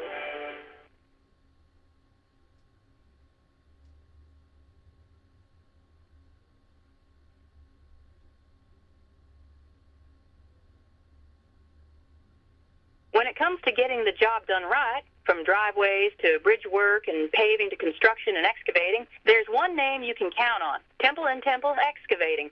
Serving homeowners and also handling big jobs for city, county, and state highway projects, they built a reputation on quality work since 1948. Driveways, construction, demolition. If you need it moved, cleared, built, or torn down, call Temple & Temple Excavating at 812-883-6644. And we are back here as the Dragons kickoff team is set and ready to kick. Anderson again in to kick. Minute 37 to go before halftime. Dragons lead 14-8. There's the kick from Anderson. It's a deep kick. It's going to be fielded by Braxton at the 3-yard line. He's going to run it up the middle. He's going to bounce it to the right. He's going to look for a hole to run through, and he doesn't have one. And he is met by about 8 of the Dragons kickoff defenders. And that's going to be now a 1st and 10 for the Lions here at their own 23-yard line, 24-yard line. So it's going to be about a 21-yard return there for Braxton Dean. Set the Lions up, 1st and 10. Minute 31 to go before halftime. Real quick score update. We have Clarksville up over Eastern 15-0. That went from 0 to 0 to 15 to nothing quick. Yeah. Campbell comes to the line. Moore in the backfield as the lone back. Dent at right slot. Dent in motion. There's a snap. Toss around the left side to Dent. Dent breaks the tackle, runs through a hole, and he's going to have a 8-yard pickup there before he's brought down to the 32-yard line. So that's going to bring up 2nd and 2 for the Lions. The Lions are going quick, already back to the line. Campbell under center. Moore and Dent in the backfield this time. There's a snap. Campbell. He's going to be tossed around the left side to Dent. He cuts it back up the middle, gets some blocking, gets across the first down marker, across the 35, down to the 36-yard line, and that's going to be a 4-yard pickup there for number 4, Logan Dent. Minute 7 to go here before halftime. Lions quickly back to the line. Silver Creek defense is kind of caught off guard by this. There's a snap. Campbell. He looks to throw. He swings it out wide to Braxton Dean, who catches it at the 40. Great catch from Braxton. It's going to be a 6-yard pickup there on the pitch and catch from Campbell to Braxton. And that's going to be a 2nd and 4 now for the Lions at their own 41-yard line. Timeout, Salem. 15.9 to go here before halftime. Zach and I are going to take us another short commercial break. Or, Zach, do you want to stay here? Let's just stay here. I'll get some quick things in. All right, you do some talking. 1 timeout remaining for the Lions, 2 for the Dragons. I think you're seeing some high tempo by the Lions offense here with 50.9 remaining, simply due to because we get the ball back after half. So one thing in high school is every time you get a first down, the clock stops until they get the chain set. So that definitely helps get the play called before Which the is clock similar to what they do in college. It's the same as college. The Lions offense is making a good push here on the Dragons defense right before halftime. At this point, you just want to make sure you hold on to the ball and not give it back to Silver Creek with them having 2 timeouts left. Or have a costly penalty. Right now, we have more penalties than the Dragons do. Penalty, I will say a penalty is better than a turnover. You don't want either one, but that is the best case scenario. Best case scenario of the worst case scenario. Yep, absolutely. So the Lions offense back to the line here, 2nd and 4 for the Lions. Campbell under center, Moore in the backfield. And there's a snap to Campbell, fake handoff to Moore. He was looking to reverse it to Waylon Foster, but he had nowhere to go as the Dragons defense got back there quick. That's going to be a loss of 2 there for Ethan Campbell. We're now nearing 30 seconds to play, and the Lions have 3rd and 6 now, and Campbell's under center. Dent in motion. There's a snap. It's going to be a fake toss to Dent. Campbell's going to roll out to his right. He's got Drake Cottrell down the field, but he's going to get it to Harris Moore, and that's going to be a first down on a pretty big pitch and catch there for the Dragons, or for the Lions, and it's going to be a timeout Salem there. And that was a great play there from Ethan Campbell to Harris Moore to pick up the first down. I believe that was about a 12-yard pickup there. If I'm not mistaken, I could be. Zach, was that 12 yards? I don't know. All right. We're all kind of looking around. We don't know. Yep, we're waiting for Adam Mold to give us the yardage there. He was looking at us. He didn't know. He's looking at us. We're looking at him. There's a whole lot of confusion up here in the booth. Well, let's think. It was 3rd and 6. Okay? I think 12 yards is right. We had the ball to start where? Dang it. I think you're right. I think it is 12. Okay, 12 yards is what we're going to call it. How about that? That's what the stat sheet's going to say. Yep. So the Lions offense now 1st and 10 on the Dragon side of the field at the 48-yard line. You know what the stat sheet also says?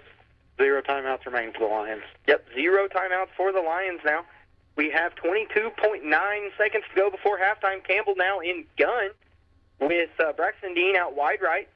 There's a snap. Campbell. He's going to fake the handoff to Dent, and he's just going to throw it deep up to his athlete and let him go get it. And it's going to be intercepted by the Dragons at the 20, and he's going to run down the left side. The Lions defense is waiting to make a play, and he's going to be pushed out of bounds at the 45-yard line.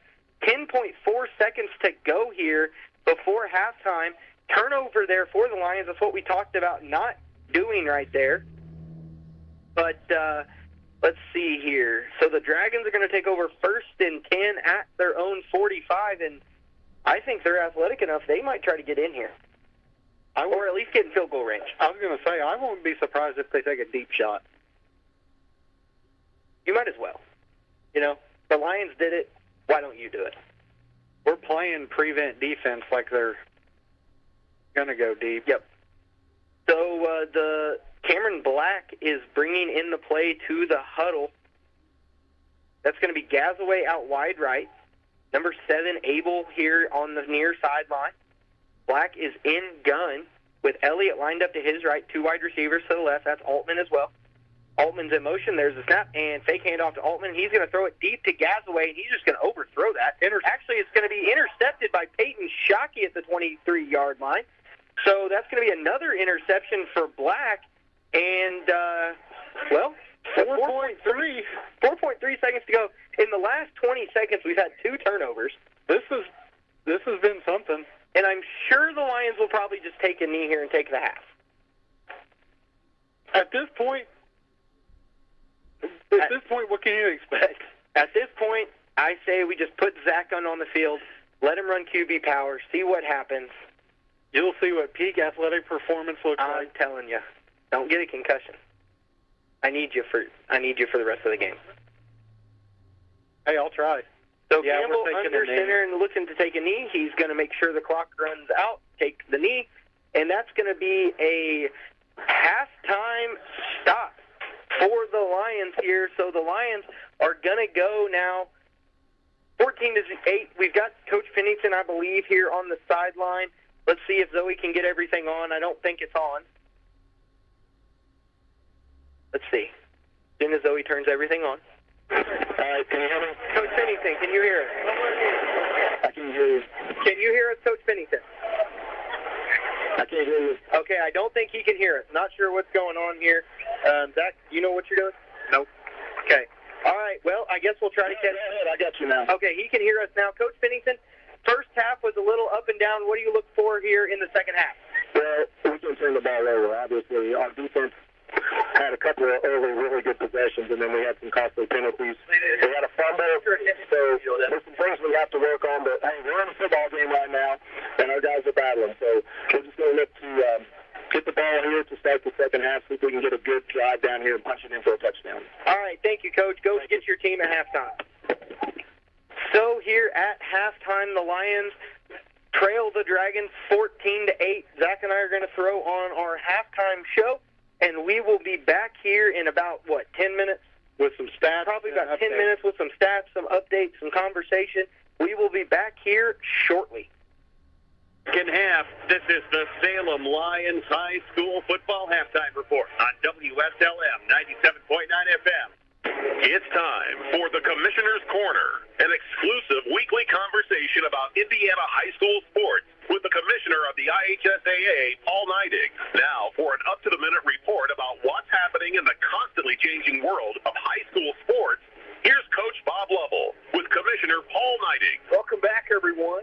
It has been a while. I'm Bob Lovell, and this is our weekly conversation with the Commissioner of the IHSAA, Paul Neidig. And Commissioner, it has been a while. It's been successful. That summer break for everyone, I think, is rejuvenating. It's supposed to be. And now we're ready to begin the fall season for what we know is going to be another exciting year of high school sports in our state. Oh, I can't wait, Coach. And this is show one of a lot this year. And, I really appreciate having an opportunity to come on and share a few things about the Indiana High School Athletic Association with your viewership and our listenership. And it's kind of it's something I enjoy every week because we're celebrating high school sports. And here we are at the beginning. We actually kicked off last Saturday with boys and girls soccer. We've already been going with girls golf, boys tennis, volleyball, girls volleyball, and then here we go. The lights are going to get turned on Friday night. The weather's going to cool down, and Friday Night Lights is back. Well, just for everyone who doesn't understand the life of an administrator in the quote-unquote off-season, there are plenty of things that you and your staff are involved in. Clearly, some of that time is devoted to decompressing and catching up with your family and taking care of your own mental and physical health. But you guys are busy throughout the summer, and not just you, but also the school administrators and coaches and everybody else involved. Yeah, it doesn't end anymore. Used to, the crops got planted, you went home for the summer, and when it got time to harvest the crops, you went back to school, and that's not the case anymore. Every day almost there's something, and whether school's going on and summer school and our administrators are working with those student athletes, our students in general, coaches are trying to help kids refine their craft. It doesn't stop anymore. And, we do take a moratorium week that always includes the 4th of July, and we have at least 5 additional days that schools have to shut it down to give the student athletes a little break. But it's go. And, staff has been going strong. We finished baseball at the end of June. We try to recharge the batteries in July a little bit, and here we are in August going again. Paul Neidig joining us. We're talking about IHSAA sports. Week 1 of the high school football season starts Friday night. I know you and your colleagues will be out around the state. This seems to be, from what all the experts tell me, is going to be a wide-open football season because, heretofore you've had some pretty strong favorites going into the season. This time around seems to be a much more equitable and, dare I say, I wouldn't say competitive. It's always competitive, but there seems to be a wide openness about this opening weekend of high school football. Yeah, and that's what you want. If we had a system where if we were going into this week and everybody says, well, I'm going to write this team down as state champion, this team down as state champion, and that parity is not there, interest starts to wane. And, when we have parity, it just is good for high school sports because people in their local communities get those shirts out and with their school's name on them, and they come back and watch those games. And that doesn't happen without parity across all schools. And so we're so thankful to work in Indiana where our coaches do a great job of developing the talent within their local communities. Make sure you buy a ticket. I always encourage you to buy 2. That revenue generated by ticket sales supports the student athletes in all sports across the board. That's how they finance high school football and all the other sports at your school. Commissioner, we need strong ticket sales in football to help everyone out. That's exactly right. We do, and it really helps our schools. We're so appreciative when fans do contribute, and ticket sales is one great way, but just a donation to your local school helps them also. He's the commissioner of the IHSAA. It's Paul Neidig. This is our weekly conversation. We're excited. We're back. We're going to do this next week and throughout the rest of the year. Commissioner, be safe on the highways. Enjoy the first weekend of football, and thanks for doing this. All right, Coach. We'll talk to you soon. Thanks for listening to the Commissioner's Corner with IHSAA Commissioner Paul Neidig and Coach Bob Lovell.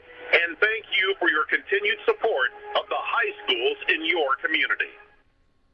Are you ready for a touchdown of savings? It's football season, and we're kicking off the biggest sale of the year at John Jones Auto Group. Whether you're tailgating or heading to the big game, we've got the perfect ride for you. From sporty SUVs to family-friendly minivans, every vehicle is priced to win. Plus, enjoy unbeatable trade-in deals, 0% financing, and available service contracts that keep you covered long after the final whistle. So why wait? Gear up for greatness with John Jones Auto Group. We're your winning team for the best cars and deals around. Visit us today at one of our 4 convenient locations, Salem, Scottsburg, Greenville, or Corydon, or check us out online at johnjonesautogroup.com. And remember, John Jones Auto Group. You see so many because they paid so little. John Jones supports our Salem Lions. Good luck tonight, and go team. At Indiana Farm Bureau Insurance, we're good at insurance, but not just any insurance. We're good at... No. Did you forget the parking brake? Yes, you forgot the parking brake. Insurance. When the forecast calls for cheese ball sight tail insurance. Even shouldn't have parked under that tree. Insurance. Start with Indiana Farm Bureau Insurance and stop knocking on wood. Call your Washington County Farm Bureau agent, Jason Petmeyer, at 812-620-8923. After a joint surgery, injury, or illness, Meadowview and Salem Crossing are the best choices for helping you recover. Our Moving Forward Rehabilitation Program offers a full range of therapies. We're here to help you return home safely with the skills you need to live life on your own terms. Meadowview and Salem Crossing, 2 great options for your rehabilitation. To learn more, visit asccare.com or call 888-996-8272. Planning to buy some land or build a new home or maybe put up a fence? Do you know your property lines? Are you in a floodplain? When it comes to surveying your property, call someone you can trust with years of experience. That's McAllister Land Consulting. Call 812-274-0860. Providing fast, friendly service at reasonable rates. McAllister Land Consulting can provide provide a wide range of services, including residential and commercial certified land surveys, flood elevation certificates, and land usage consulting. Get to know your property. Call McAllister Land Consulting for a free quote today at 812-274-0860.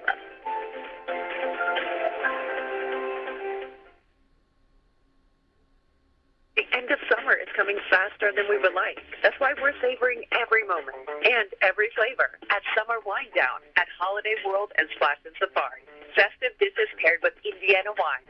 Very scary sangrias by the pool. Thanksgiving treats between coasters. Festive foods, select wines, collectible cups. One giant celebration. August 4th through September 13th at Holiday World and Splash and Safari. Come for the thrills.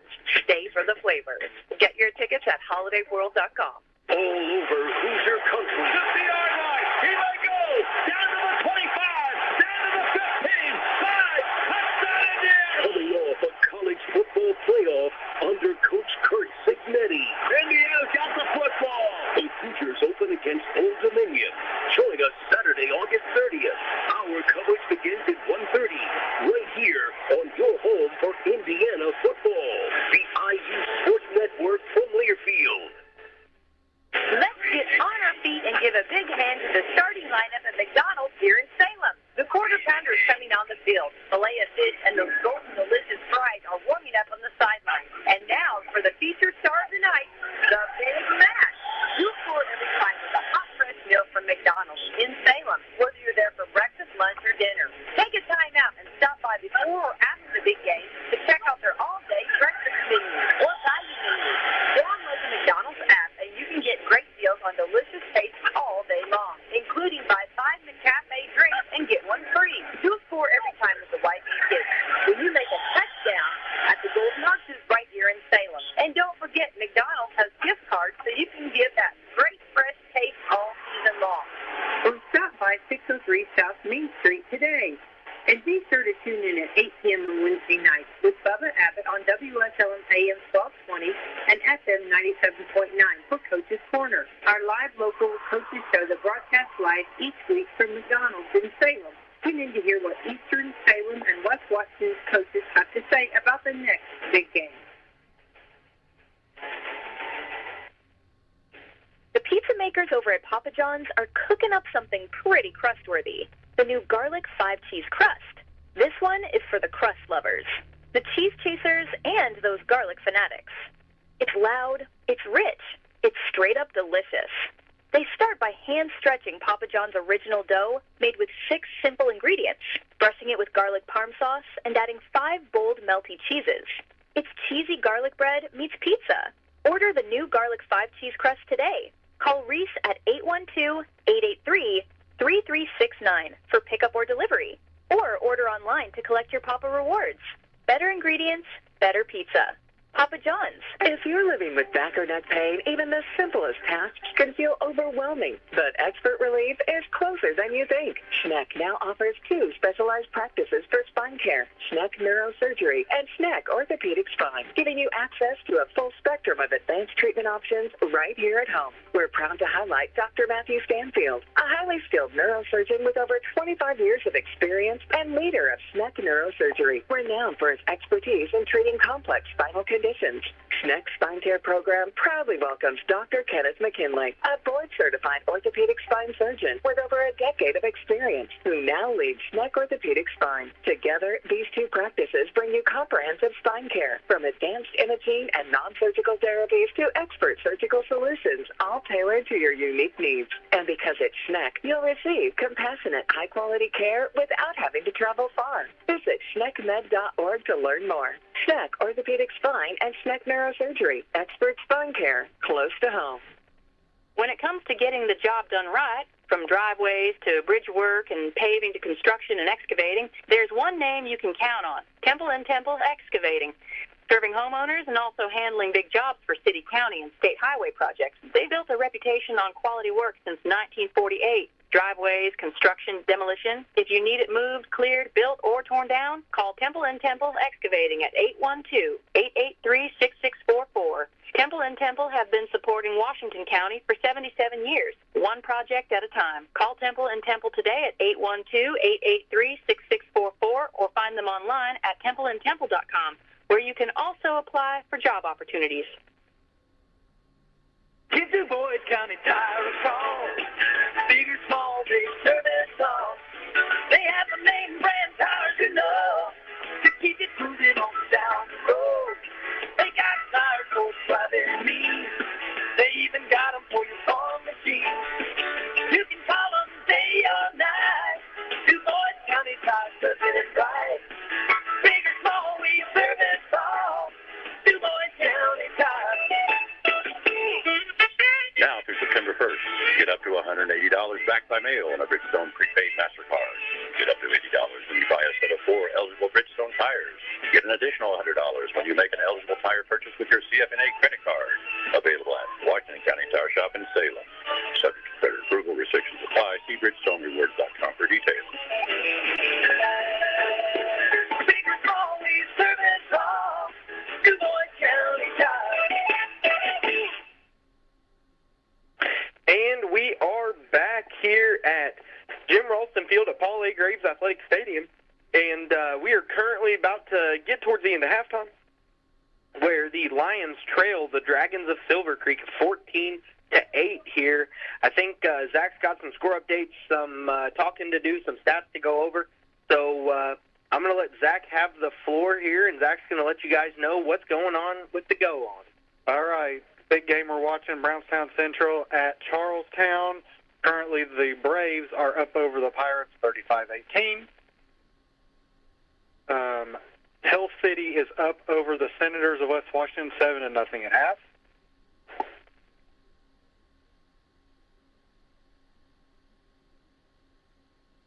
Quick update from Terry Corbin.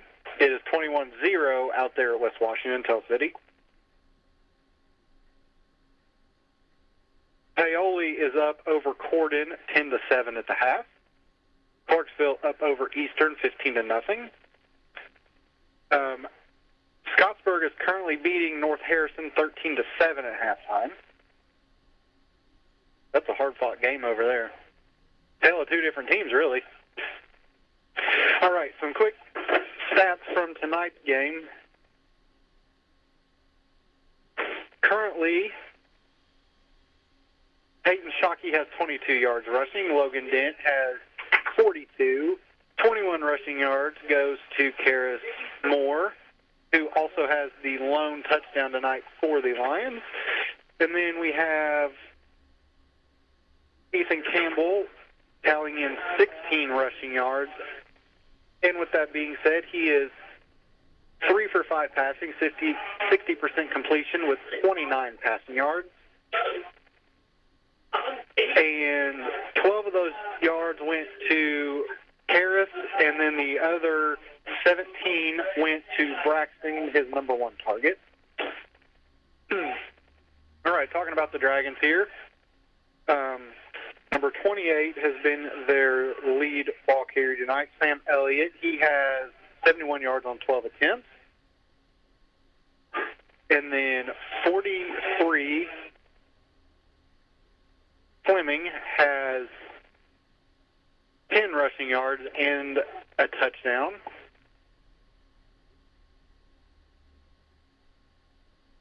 The quarterback only has 8 rushing yards, but passing-wise, he is 5 for 11 passing, 45%, and 49 passing yards. And it's worth noting he also has 2 interceptions. So, Brandon, what do you take away from those stats? Well, I think that the Lions need to stop the up-the-middle run from the Dragons. And I think we're just going to have to keep playing our game and try to wear the Dragons down defensively. And, we've had some good plays in the first half. We had some bad plays in the first half. I think we definitely need to stop, like Coach Pennington said, stop turning the ball over. But I think we're going to have an exciting half of football either way here. With that being said, we got a quick minute. We'd like to thank our sponsors that make this show possible. John Jones Auto Group, McDonald's of Salem, Salem Crossing, Meadowview Healthcare, Washington County Tire, Schneck Hospital. Also, thank you to Papa John's, Vital Farms, Jason Petmeyer Insurance, Rodney Bruff Insurance, Temple and Temple. The Lions are set here to receive the second half kick, which I think will give us a little bit of momentum here. Wouldn't you say, Brandon? Yeah, I think the Lions offense, I definitely think that's good that we're seeing them, first. I think the Silver Creek offense kind of needed to take a break for the Lions' sake here. So Anderson is kicking it deep, and it's going to be a deep kick. It's going to be fielded by Waylon Foster at the 5-yard line. Nope, that's Peyton Shockey. He's around the left side, runs over a Dragon defender, and the Lions are going to have 1st and 10. The Dragons do have an injured player. He got up. But he is up, and he is walking off the field. I think he might have just taken a stinger there. He looked like he just kind of flew around the field. It literally flew around the field and just crash-landed at the 20. Shockey kind of took air and was just seeing what he could get. Yep. So it's going to be 1st and 10 now for the Lions at the 27-yard line. The Dragons defense still going to be coming out in that 5-3, it looks like. Isn't it 12-minute quarters in high school? Yeah. The clock is wrong. So the Lions have the ball 1st and 10. There's a snap. It's going to be tossed around the right side. Who bounces it out to the right side. He's running away from a defender. It's going to be across the 30 down to about the 32-yard line. The clock is still wrong. So it's going to be a pickup of 6 there on 1st down for the Lions. And it's going to be 2nd and 4 now for the Lions. I'm surprised an official hasn't picked up on the clock.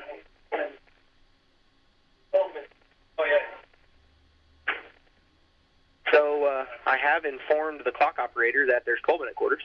But Campbell is going to run quarterback sneak here on 2nd and 4, and that's going to bring up a 1st down for the Lions on the 5-yard pickup there for Campbell on the run.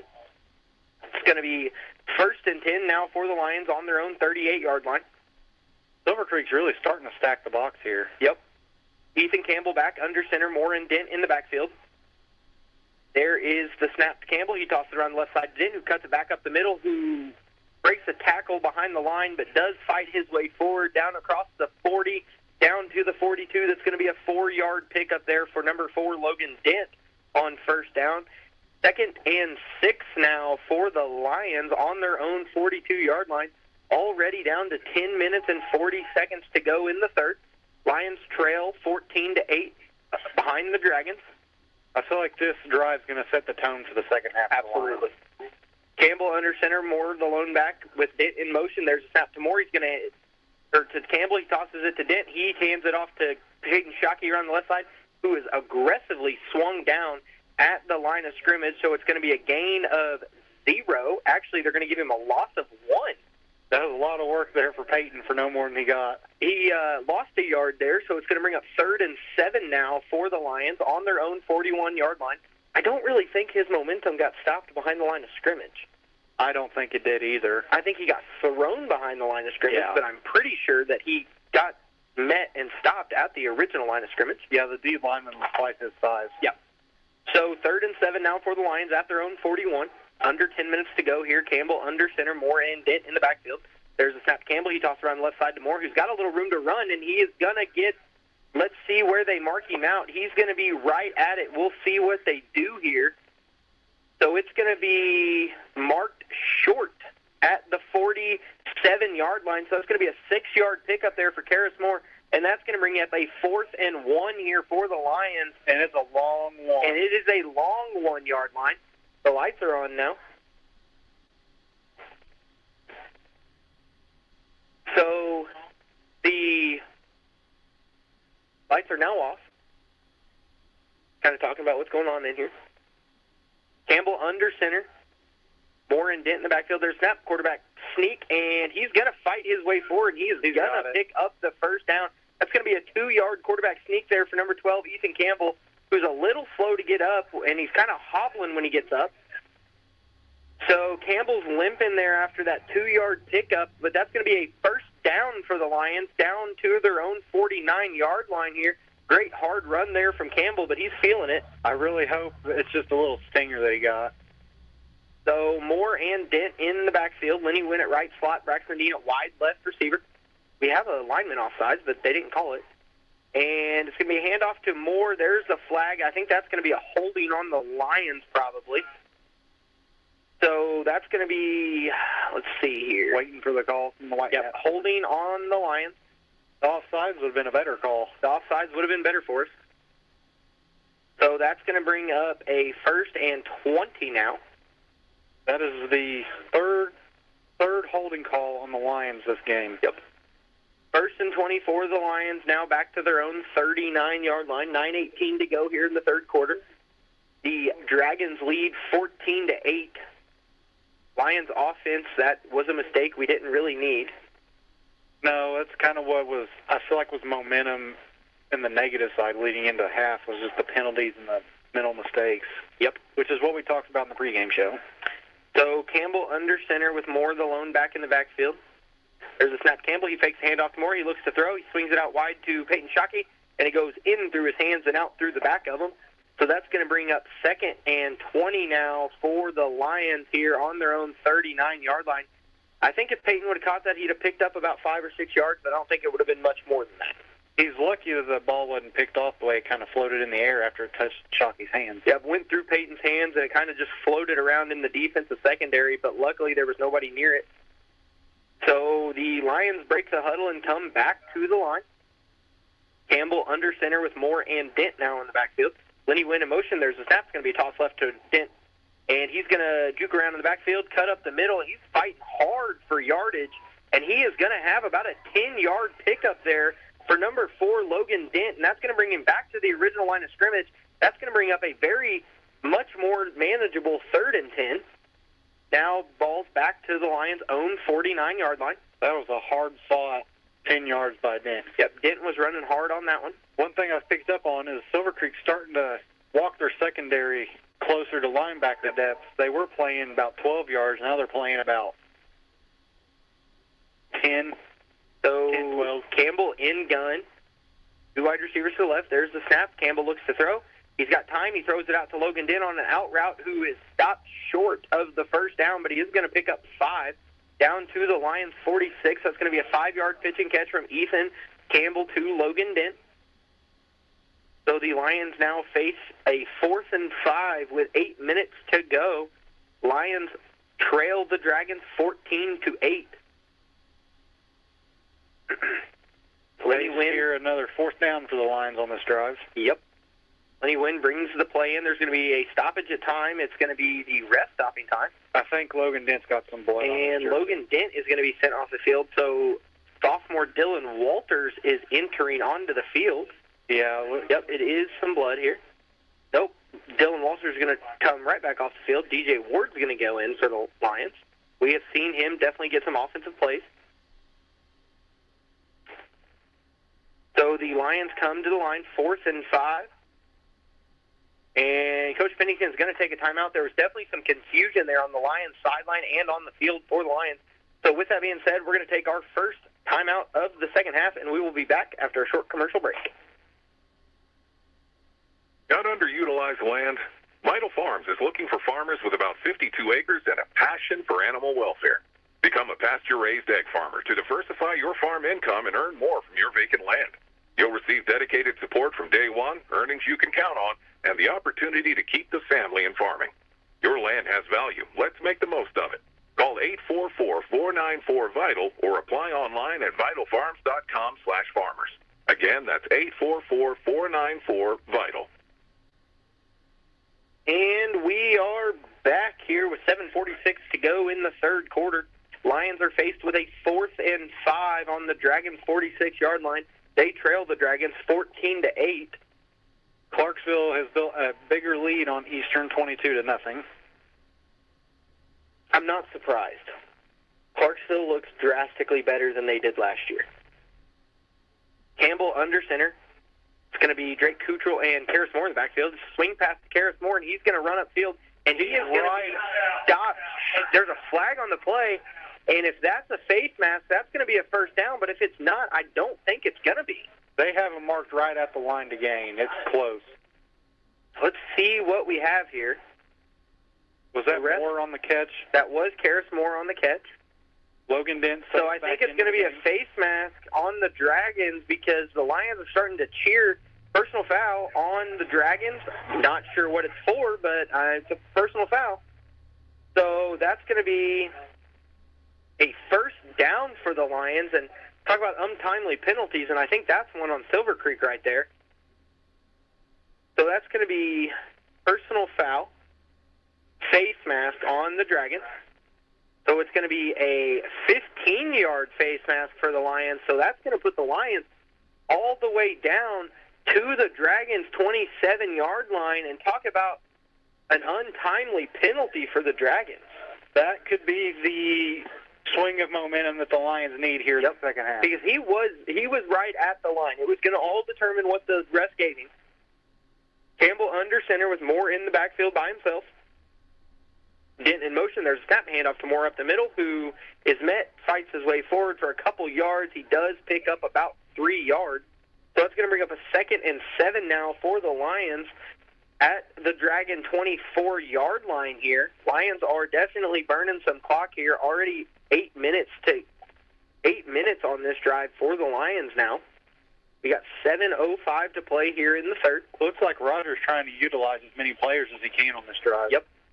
Campbell back under center, Moore and Dent in the backfield. Braxton Dean out wide right. Lenny went out wide left. There's a snap toss around the left side. Dent, who cuts it up the middle, breaks a tackle, does not break a second tackle. He does fight forward for about 2 yards.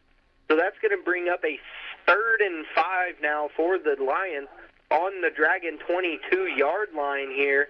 And this is where the Lions have honestly excelled the best tonight on 3rd and 4th down. I almost wonder if Rogers' mindset is keep the ball so they don't have it. Burn clock, pick up first down. Burn clock, pick up first down. Wear the defense out. Yep. So the Lions break the huddle, come to the line. Ethan Campbell under center. Left slot is Peyton Shockey. Fullback is Karis Moore. That's Shockey in motion.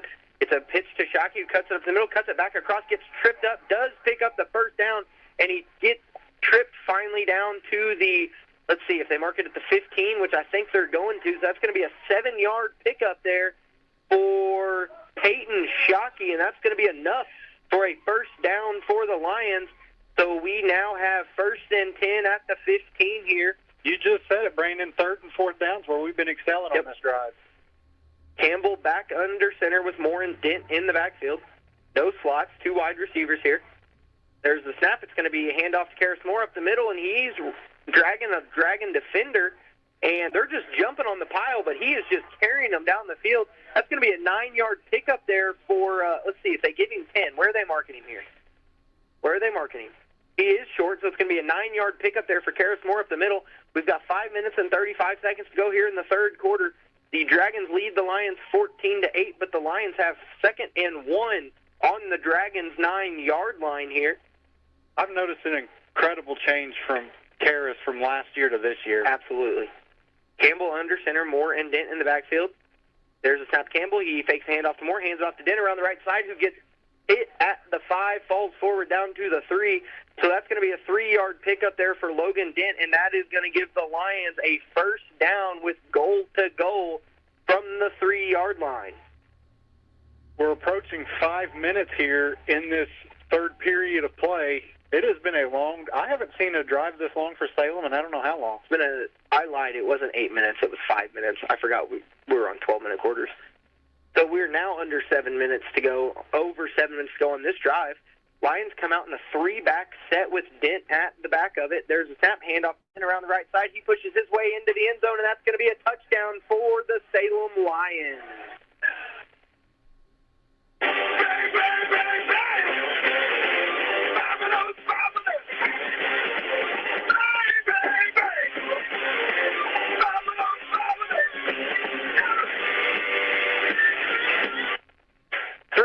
Touchdown run for number 4, Logan Dent, up the right side, and that's going to make the score 14-14. And Blake Applegate is in for the PAT here, and the Lions try to draw the creek offside, but they don't do it. There's the snap. It's going to be a fake on the PAT, and Waylon Foster's around the right side. He's trying to get to the edge, but he is going to be brought down. There's going to be a horse collar on the Dragons on the 2-point conversion.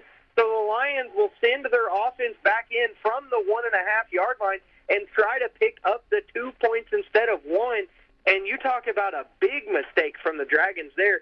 You cannot make that kind of mistake when you tackle somebody on a 2-point conversion to give them another shot. It was very blunt that was a horse collar tackle, too. So the Lions will get to try the 2-point conversion again, this time from a 1.5 yards closer. So it's going to be Lions offense back on the field.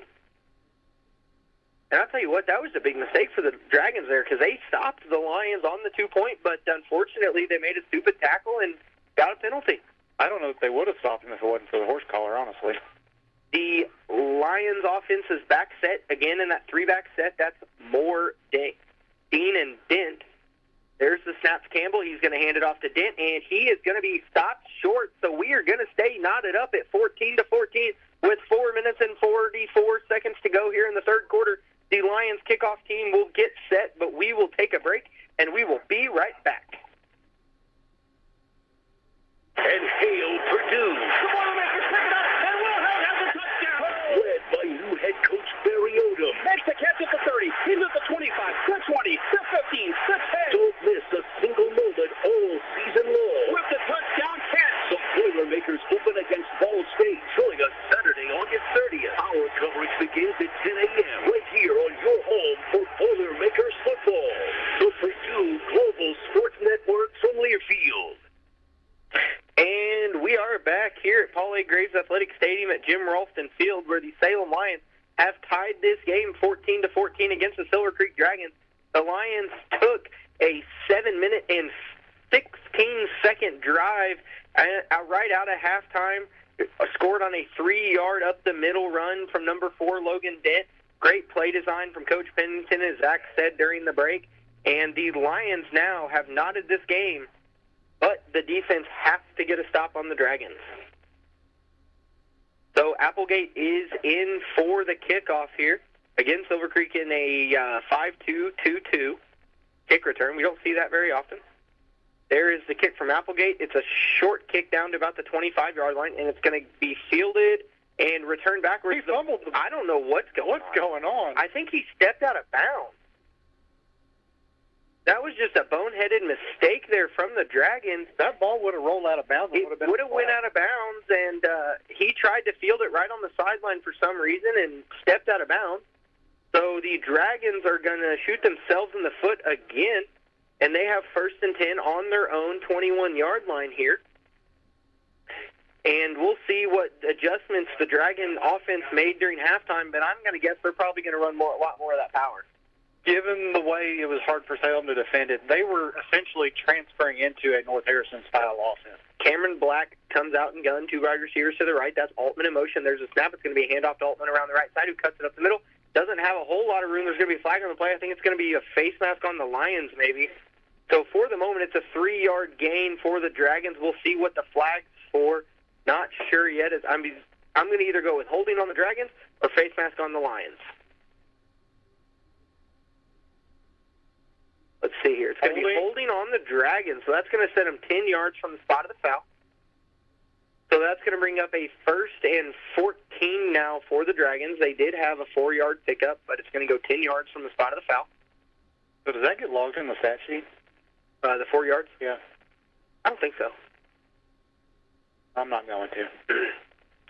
So the Dragons now have 1st and, I did the math wrong, 1st and 16 here on their own 15. They're just making mistakes you normally wouldn't expect out of them. That's been about name of the game there for the Dragons. It's been get a big play, get it called back by a penalty. So the Dragons come out in trips formation to the right, 1 lone receiver to the left, Black in gun. There's a snap. Black rolls to his right. He looks to throw. Throws it down the field right into the hands of Peyton Shockey at the 25-yard line. He's down the left side, cuts it back around the right side. He's got some room to run, and he is across the 10, the 5, and he is into the end zone for a touchdown, Lions.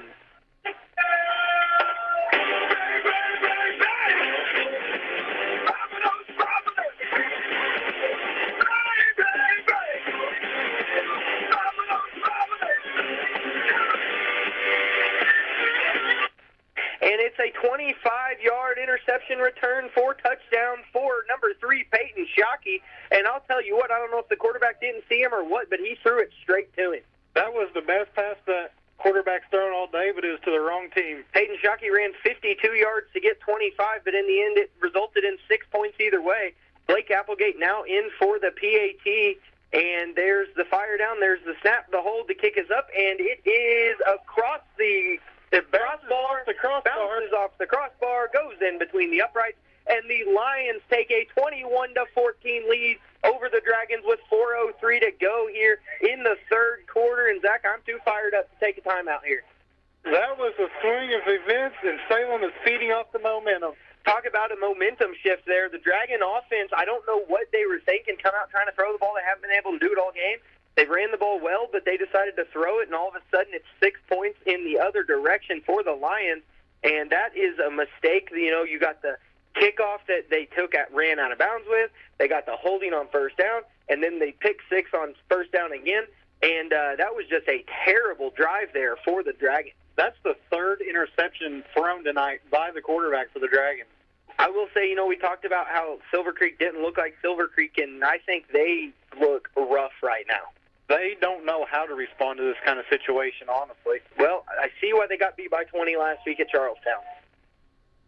So the Lions kickoff team is set to kick, and that's going to be number 8, Braxton Dean, in to kick. Not sure what's going on there, but Braxton's in to kick. Actually, Applegate is getting looked at on the sideline by Mallory, maybe a cramp or something, but Mallory's checking him out. We're going to see what's going on with that. Hopefully he's okay.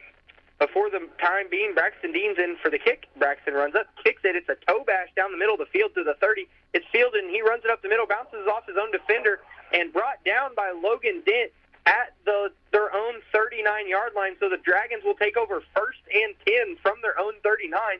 We've got 3 minutes and 59 seconds to go here in the third, and the Lions lead 21-14 over the Dragons. I tell you, Brandon, I can feel that there is an energy shift in this stadium tonight. The Lions are fired up now, and this is definitely the most excited we've probably seen them in 2 years. And that's great to see there for the Lions. From the players to the fans to everybody up here in the box. Yep. Oh, yeah. So the Dragons offense comes out. Black in pistol with Elliott behind him, 2 wide receivers to the right, 1 to the left. Got a motion from Altman. There's a snap fake handoff. Altman hands it up to Elliott in the middle, and he is met in the backfield by C.J. Ward and Drake Cottrell, and he's going to be dropped for a 1-yard loss there. So that's going to bring up 2nd and 11. Not sure what's going on in the field now. Nobody is getting up. Nobody's giving the ball to the ref. I think Elliott might be a little slow to get up there after that play, but that's going to be a loss of 1 for the Dragons. So it's going to be 2nd and 11 now from the Dragons' own 38-yard line. Great play there by C.J. Ward and Drake Cottrell to get into the backfield and blow that play up immediately. The Dragons come out in 2 wide to the right, 2 wide to the left. Black in pistol. There's that quick pass to number 9, who catches it at the 40, tries to bounce it outside, breaks off a tackle, gets across the 50. That's going to be a 12-yard, 13-yard pickup there for the Dragons. That's number 9, Elliott Lanehart, and that's going to be a first down. They're going to give him 14 yards down to the Lions' 48-yard line, so that's going to be first down Dragons. Nice little 14-yard pitch and catch there for the Dragons. That's the first time since the first quarter, really, we've seen the Dragons try to attack deeper down the field. Yeah, and that's, I think kind of what they want to do is just throw them short routes and let their athletes go get it. But we'll see here. 2 wide receivers to the left, 2 wide to the right. That's number 9 in motion. There's a snap, quick pass to number 7. Through his hands, and it falls to the ground incomplete. Great play there from Lenny Wynn and D.J. Ward. So that's going to be D.J., not C.J. So it's going to bring up 2nd and 10 now for the Dragons. That just went through the wide receiver's hands. It was a pretty good ball there from Cameron Black, but he just could not come down with it. That's kind of been the story, too, for the Dragons tonight. The receiver's just not coming down with the ball. So Black back in pistol. Elliott behind him, 2 wide to the left, 2 wide to the right. There's a snap to Black. He drops back and throws. Quick pass to number 15. Oh, my God. Blown up by Peyton Shockey as soon as he catches the ball. Unfortunately, Peyton's going to be the one that gets the worst one of that. So that's going to be a 4-yard pitch and catch from Cameron Black to Altman there. And that's going to bring up a 3rd and 6 now for the Dragons on the Lions' 44-yard line. Great hit from Peyton Shockey, but he was the one that took the brunt of it. What number's Black? 17.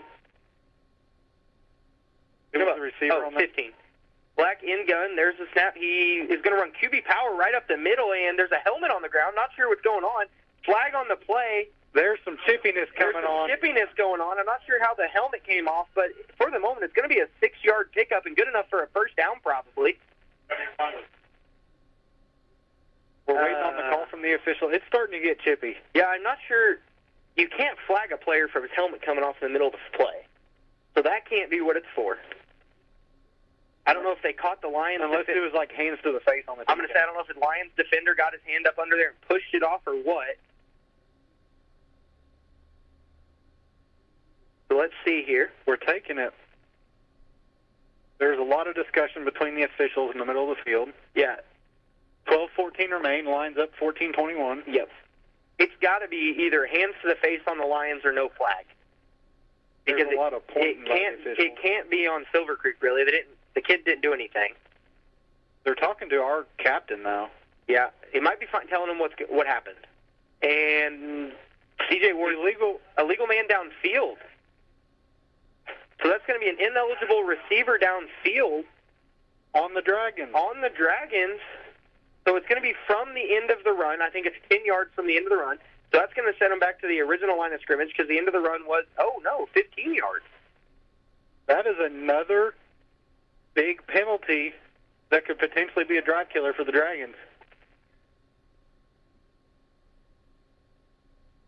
So now you've got 3rd and 15 for the Dragons, back at their own 47-yard line. This is what we've talked about. Silver Creek gets a big play.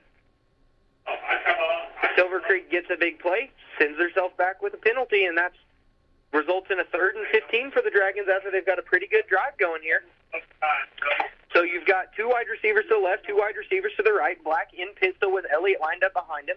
There's a snap to Black. He drops back to throw, and he's going to swing it out right to Elliott, and he's going to break a tackle at the line of scrimmage, fight his way forward, get a yard, so it's going to bring up a 4th and 9. It's going to be a 6-yard pickup from Black to Elliott. So it's going to bring up 4th and 9 now for the Dragons offense at the Lions' 47-yard line, and this is going to have to be something drawn up well here by the Dragons and Coach Pompenhouse. This is not what you've really seen out of the Dragons here lately. No, they just keep shooting themselves in the foot. Zach's got the penalty count. Zach, how many penalties do they have currently? 9 penalties on the Dragons tonight for 79 yards. I think they had, 5 in the first half, so they've already got 4 in the third quarter. We got a minute 20 to go here. The Lions lead 21-14. We've been a little slow on the time and the score calls just because there's been so much happening so fast.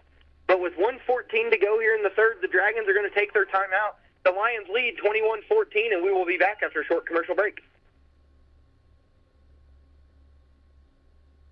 If you're living with back or neck pain, even the simplest tasks can feel overwhelming. But Expert Relief is closer than you think. Schneck now offers 2 specialized practices for spine care, Schneck Neurosurgery and Schneck Orthopedic Spine, giving you access to a full spectrum of advanced treatment options right here at home. We're proud to highlight Dr. Matthew Stanfield, a highly skilled neurosurgeon with over 25 years of experience and leader of Schneck Neurosurgery, renowned for his expertise in treating complex spinal conditions. Schneck Spine Care Program proudly welcomes Dr. Kenneth McKinley, a board-certified orthopedic spine surgeon with over a decade of experience, who now leads Schneck Orthopedic Spine. Together, these 2 practices bring you comprehensive spine care, from advanced imaging and non-surgical therapies to expert surgical solutions, all tailored to your unique needs. And because it's Schneck, you'll receive compassionate, high-quality care without having to travel far. So during the break, Zach and I discovered that, Zach discovered and told me that we had not beat Silver Creek in 9 years, back to our freshman year. But the Dragons punt team is on 4th and 9 here. They've got the ball at the Lions 47, but they're punting it away. They must trust their defense. It's a pretty good punt down the left side. It's going to bounce and roll down about the 20-yard line. So that's going to be a pretty good punt there from the Dragons, but the punt kind of catches me off guard there. It does me too, especially I would consider that 4-down territory. I would think so, especially in a 21-14 ball game and you're trailing. With a minute 6 remaining in the third quarter, especially how long that last drive was. Yeah, the Lions took a 7-minute, 15-second drive last time, and If they do that and they go up 2 scores here on the Dragons, that would be a huge momentum shifter for the Dragons. So the Lions have 1st and 10 at their own 20-yard line. Campbell under center, Moore the lone back in the backfield. That's Dent in motion. There's a snap. Toss around the right side to Dent. He's got some lead blocking, and he's going to make his way down to about the 25-yard line. So it's going to be a 5-yard pickup there for the Lions on 1st down, and it's going to bring up 2nd and 5 here with 50 seconds to go before the end of the 3rd quarter. And just a pretty simple toss play to Logan Dent. He picks up 5 yards. The Dragons' defense is just playing kind of flat right now. Slow. They're slow getting to the ball. Campbell under center, Moore the lone back in the backfield. That's Dent in motion to the right side. There's a snap, handoff to Moore up the middle. He's got a hole. He's wrapped around the legs, dives forward to get the 1st down, and he does get it. So that was a hard run from Karis Moore. Smart to stick the ball out and pick up the 1st down. So that's going to be a 5-yard pickup there for Karis Moore. And I believe that's probably going to run us down to the end of the 3rd quarter here. The clock's under 20 seconds. The play clock's at 25. Yep. So the Lions are just going to take the end of the quarter, and they are going to go into the 4th quarter against the Dragons. They lead 21-14. Can the Lions hold on here at Paul A. Graves Athletic Stadium at Jim Ralston Field, and can they take their record and Coach Pennington's interim head coaching season to 1-1? We will find out in 12 minutes of football, but for now, you will get a commercial, and we will be back here shortly. It's WSLM's Lauren Mitchell, and we're celebrating 50 years of the iconic Egg McMuffin breakfast sandwich. And McDonald's will serve up the all-new Spicy McMuffin starting July 8th. This bold remix includes everything fans already love about the iconic Egg McMuffin sandwich. Melty cheese, a freshly cracked egg, sourced 100% in the U.S., and a perfectly toasted and buttered English muffin, plus a fiery, delicious twist. A shot of McDonald's signature spicy pepper sauce. Fans can also enjoy the spicy sausage McMuffin and the spicy sausage McMuffin with egg. The sizzling breakfast sandwiches will be available at participating restaurants for a limited time while supplies last. I know you'll be loving it.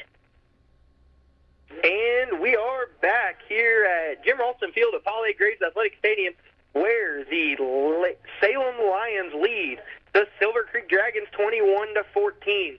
12 minutes decides this football game, Zach, and I am fired up for it. This is the most fun football game I've called in a long ever, really. Absolutely.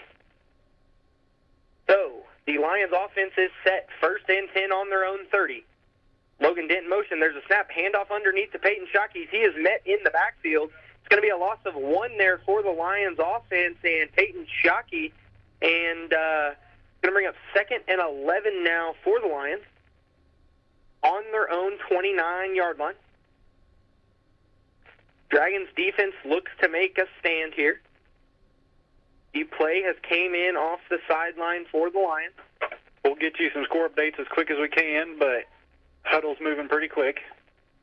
Campbell under center, Moore and Dent in the backfield. Waylon Foster out wide left, Braxton Dean out wide right. There's a snap toss to Logan Dent around the left side. He stiff arms the defender, runs through another one, breaks another tackle, and he's down across the 40, and he's going to pick up the 1st down, and that's going to be a 13-yard pickup there for number 4, Logan Dent. Down across the Lions 40, down to the Lions 42. We have 11:14 to go in the 4th, and the Lions get a new set of downs here. They lead 21-14 over the Dragons. The Dragons' defense has their hands on their hips. They don't have any answers right now. They had 3 defenders that made contact with Logan Dent, basically at the line of scrimmage, and he picked up 13 yards. Campbell under center, Dent and Moore in the backfield. There's snap, toss out right to Karis Moore. He's got some blocking and some room to run. He's going to spin across the 50. He breaks the tackle. He breaks it across the 45-yard line. That's going to be a pretty big pickup there for number 7, Karis Moore. There is a flag on the play. It's on the far side of the field. It's going to be a holding on the Lions. That is going to set the Lions back. That would have been a 14-yard pickup there. Going to be 10 yards from the spot of the foul. Spot of the foul is the 47, so that's going to set the Lions 1st and about 14 now at the 37. So it is a holding on the Lions. Fourth holding call tonight on the Lions. 1st and 15 now for the Lions on the 37-yard line. Not the worst situation we could be put in. Not the worst situation. Also not the most ideal. Not the ideal situation. Trying to find a silver lining in this. Yeah. 10:48 now to go in the fourth quarter. Lions lead 21-14. They have the ball 1st and 15 now on their own 37-yard line. Campbell breaks the huddle, comes to the line. Moore and Dent, the two backs in the backfield. Waylon Foster, right slot. He's in motion. There's a snap going to be tossed to right to the Logan Dent. He cuts it back across the middle, gets across the 40-yard line down to the original line of scrimmage. That's going to be a 5-yard pickup there for Logan Dent. That's going to bring up 2nd and 10 from the Lions. 19th carry tonight for Logan Dent. He is already exceeding 90 yards. He is at 93 on the ground. Working hard tonight. We saw him have, 15 carries last week? Close to it. So the Lions break the huddle. One score update we've got is West Washington trails Tell City 21-7 at halftime. That was about 20 minutes ago. Campbell under center, Moore and Dent in the backfield. There's a snap to Campbell. He fakes the handoff to Moore, hands it off to Dent, who breaks a tackle, drags the defender down to the 49-yard line. That's going to bring up 3rd and 3 now for the Lions here on their own 49, and it is grit time now for the Lions, Zach. The offensive line for Salem, as you said, that was an important thing in your pregame. During the pregame show, was we had to get some momentum on the line, and I'm seeing the offensive line drive the defensive line back for the Dragons. Campbell under center, Moore and Dent in the backfield. Quick snap to Campbell. He's going to run QB sneak around the right side. He gets stacked up. I think he's going to be short of the line to gain. They have him it's right going to be at the tough 6. to mark here. The ref came back just a little bit. He got stacked up right short of the first down marker. Let's see. They're going to give it to him. That's going to be a 2-3-yard QB scramble there for Ethan Campbell, and that's going to be enough for a Lions first down. And that is a huge first down for the Lions as we get under 9 minutes here. Lions lead 21-14 over the Dragons. Zach, this is exciting. The defensive line for the Dragons is starting to get winded. Campbell back to the line, Moore in the backfield. Dent and Lenny Wynn at slots. Dent's in motion. There's a snap handoff to Moore up the middle. He's going to be met by a Dragon and take a brutal tackle from behind by a Dragon defender. He's going to be slightly slow to get up, as I'm sure that didn't feel great. That was an awkward landing. Yep. But he's going to pick up 3 yards nonetheless, so it's going to be 2nd and 7 now for the Lions on the Dragon 45-yard line. Line to gain is the 38. Waylon Foster brings the play in for the Lions. Campbell breaks the huddle, brings his team to the line. We're really chewing the clock on this drive also. Campbell under center, Logan Dent and Karis Moore in the backfield. That's Waylon Foster in motion. There's a snap toss around the right side to Dent. He cuts it back up the middle, runs hard through the middle, and he's going to pick up about 5 yards. So that's going to bring up 3rd and 1 now for the Lions on the Dragon 39-yard line. We'll see if we get another QB sneak here from Ethan Campbell. It's worked every time they've ran it. Let's see if they do it again.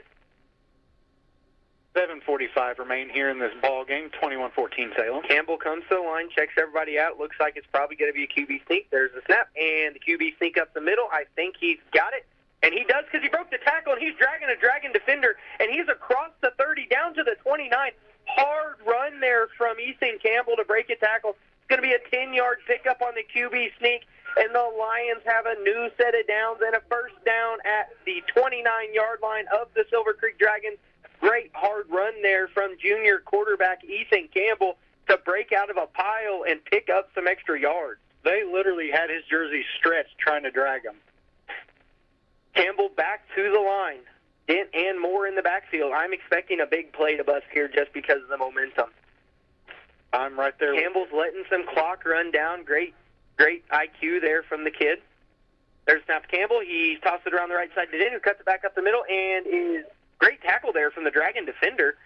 Down, he does pick up 2 yards, so it's going to be a 2nd 8 now at the Dragons' 27-yard line. Line to gain is the 19. That did kind of silence everybody by only picking up 2 yards there. Yeah, it did. It got real quiet. It got real loud over here on the Salem stands, and all of a sudden it got immediately quiet. Needless to say, 6:30 remain, 21-14 Lions. Lions come to the line. Campbell under center. Moore in the backfield. Dent at the left slot. Lenny Wynn at the right slot. Dent in motion. There's a snap. Handoff to Moore up the middle. He shakes and bakes in the backfield, fights his way forward. He gets down to the,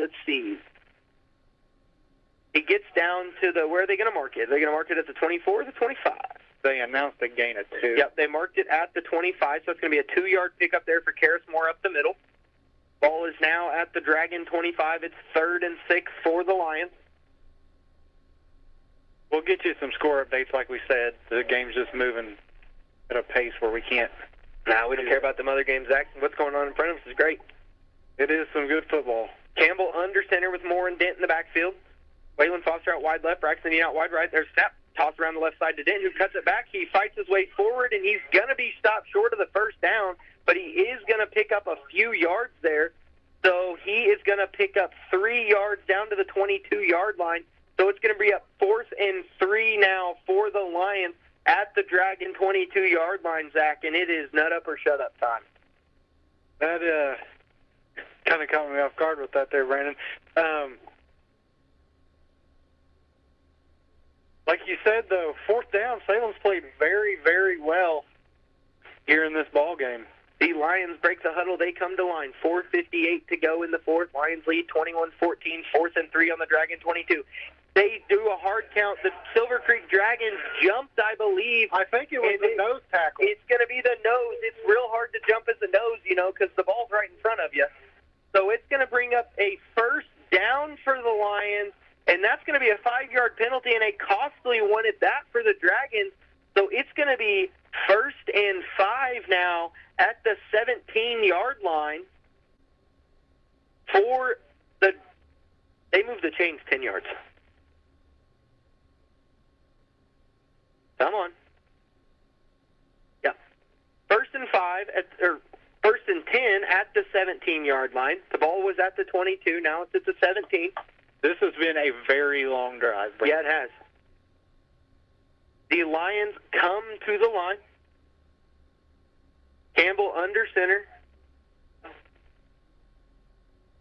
There is Dent in motion. There's a snap toss right to the right side to Dent. He tries to get to the outside and cuts it up the middle. He's chased down from behind by the Dragons, but he is going to pick up a good gain of about 6 yards there. So that's going to be a 2nd and 4 now for the Dragons, or for the Lions on the Dragon 11-yard line. They're giving them 7. Well, they can't be. The first down marker's at the 7, and they marked it at the 11. Going by the scoreboard. Now they picked up 6. 2nd and 4 now for the Lions. Campbell under center. Dent and Moore in the backfield. Braxton Dean out wide right. There's the snap. Campbell. He hands it off to left side to Moore. He cuts it back up the middle. Breaks the tackles. Dragging some Dragons. And he is stacked up just short of the first down marker is what it looks like. It's going to be a 3-yard pickup there, I believe. They're giving him the first down. It's going to be a 4-yard pickup for Karis Moore. 4 yards on 4 needed, and that's going to be a first down to the 7-yard line. So that's going to bring up 3rd down. 3-yard pickup. I saw the ref signal like it was first down. So it's 3rd and 1 now for the Lions on the 8-yard line of the Dragons. Campbell under center. There's a snap. It's going to be a QB sneak up the middle. Campbell's got a huge hole to run in, and he runs into the end zone on an 8-yard QB sneak for the Lions. We've seen it plenty of times, and it works big here. So it's going to be touchdown for Ethan Campbell.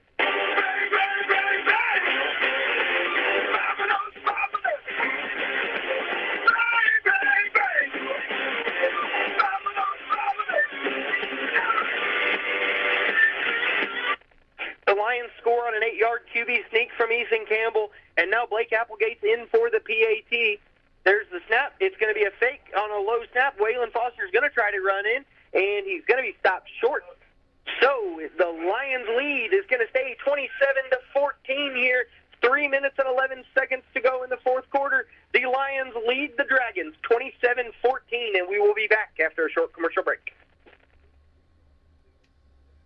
Remain before the countdown decides a new NHLA champion. Experience drag racing with the family, where every ticket's a pit pass, and kids under 12 are free. Get tickets today at WWTRaceway.com and be part of the NHLA countdown to the championship, September 26th through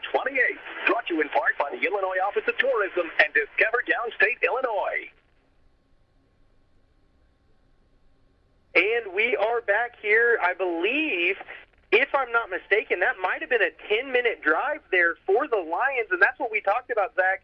You know, you can't give – Silver Creek couldn't give the Lions the ball back and let them take a 10-minute drive, and that's exactly what they just did. That was 2 almost 10-minute drives back-to-back. What was the first one, like 8? 7:15. 7:15 and basically a 10-minute drive. It was a 9-minute and 49-second drive there for the Lions. So the Lions extend their lead to 2 scores, up 27-14 with 3:11 to go in the fourth. And the Lions kickoff team is set back deep for the Dragons. You've got Altman on our side, and you've got number 9, Elliot Lanehart, on the far side there, Zach. And Blake Applegate is set for the kick. There's the hand, there's the boot, and it's a short kick down to Fields at the 30-yard line. He's going to run up the middle, and he's got some room to run. He breaks the tackle. He's across the 50 down to almost the 45. We're going to call it the 46-yard line, I believe. So that's going to be a pretty good return there. Let's call it the 47, Zach. How about that? What do you think? You're happy with it, I'm with it. Oh, I'm not happy with it, but that's what we're going to call it. So it's going to be 1st and 10 Dragons on the Lion 47-yard line. And, Zach, if the Dragons hope to stay in this, they are going to have to score quick. They need to answer and answer fast. Yep. 3:03 remain in this ball game, and they are down 2 scores. Yep. 3:03 to go here in the fourth. Lions lead 27-14.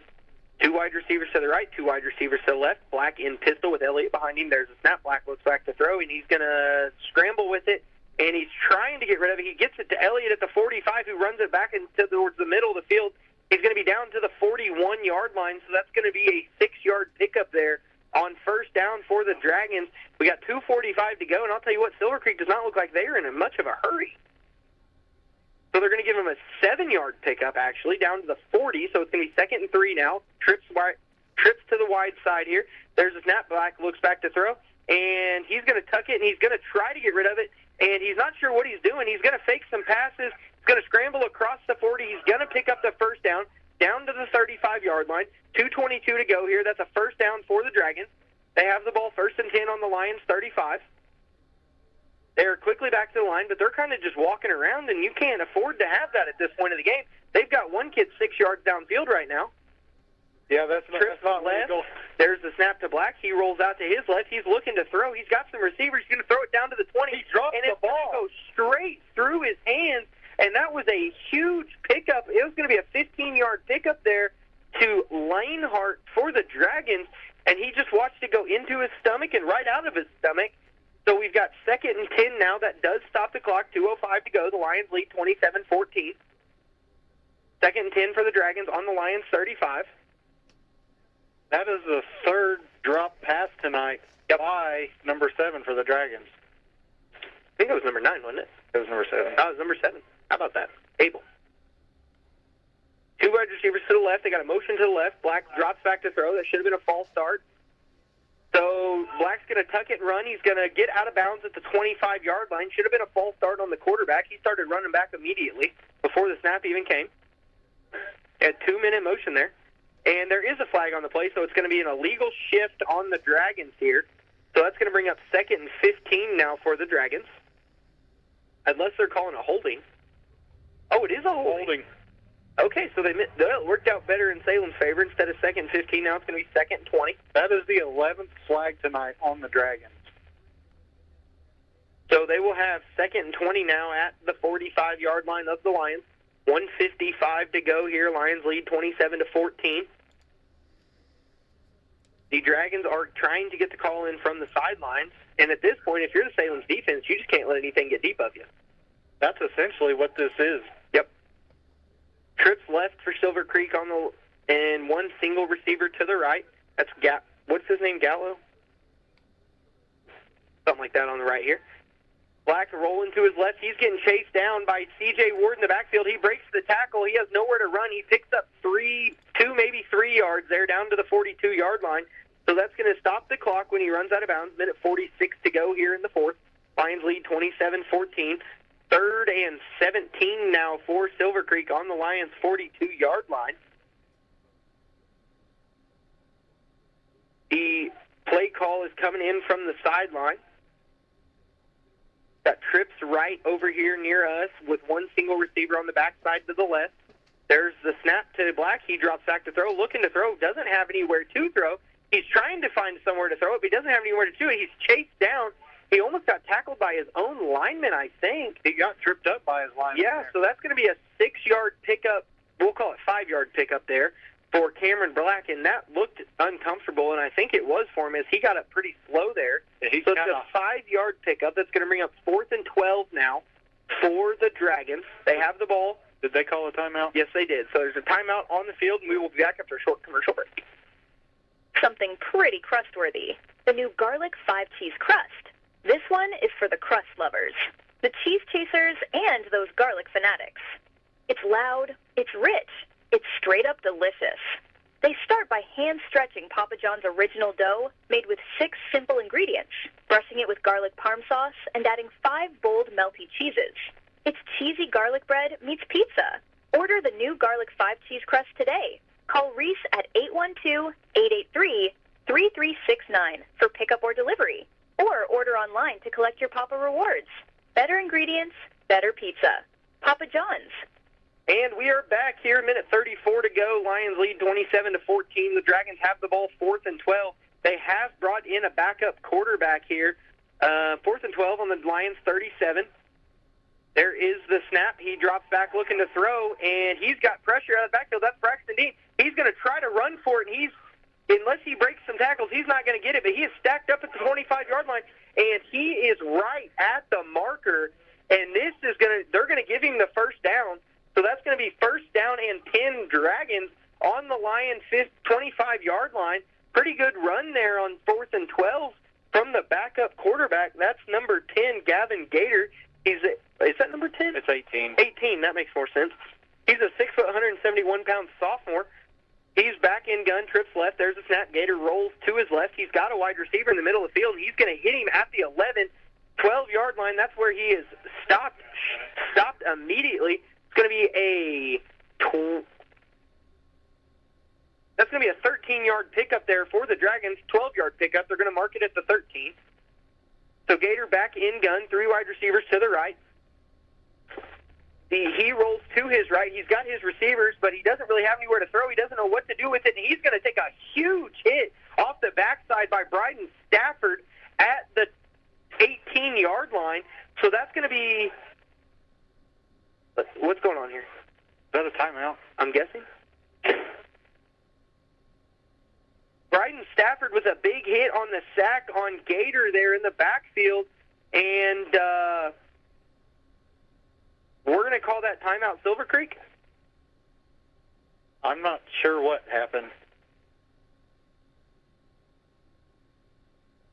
I'm going to assume it's a timeout Silver Creek. That would be their last timeout if it is.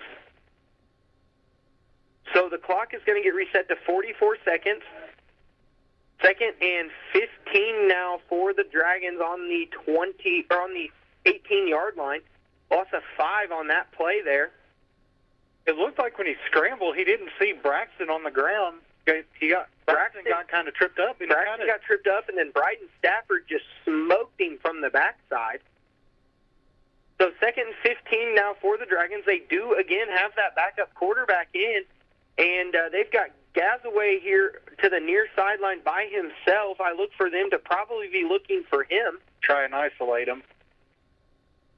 Gator is in pistol. There's the snap. He looks left, and he looks back to the right, throws it across the middle, and that's going to be caught at the 12. He's going to break a tackle, and he's going to dive, and he's going to be into the end zone for a touchdown, Dragons, with 33.6 seconds to go on an 18-yard pitch and catch. I believe that was number 9, Lanehart there, diving at the pylon. He did get a piece of it, so that does count for the touchdown. So with 33.6 to go here in the fourth quarter, the Lions lead 27-20, pending this extra point. Gator in to hold for the Anderson kick. This kicker has been pretty automatic. Yep, he has kicked the ball well tonight. So did you say Silver Creek was out of timeout, Zach? If they called a timeout on that last play, that was their final timeout. I guess that was a Silver Creek timeout. I never saw the. I never saw any I never signal saw from the call. anybody. We haven't heard anything different from Adam Mull over there, so I'm guessing it was a Silver Creek timeout. It was. He's nodding. So Anderson misses the PAT. Zach, you jinxed him there. That's a good guy to jinx. So it's 27-20 is where it will remain with 33.6 seconds to go. We're not going to go anywhere. I'm sure Zach's got some score updates. But be ready for the onside kick when we get action underway again. All right. See what I can get here. So we have not got an update from West Washington, but I'm sure Schaumburg is up 14 to 21 over North Harrison. Kind of a slow game over there. I'm not so sure that's not a final. It might be. North Harrison probably controlled the clock on that game for most of it. Brownstown taking a commanding lead over Charlestown, 63-25. Yep, that got out of hand quick.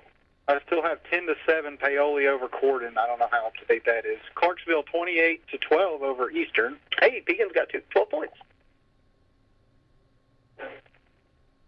You have a West Washington update? The last one I had was No, that's the last one I have. Okay. So the Dragons will be kicking the onside kick here to the Lions. The Lions have their hands team on the field. Tell City it still leads West Washington 21-7. Thank you, Becky. So the Lions are going to call a timeout with 33.6 to go here right before the kickoff. We haven't got back underway yet.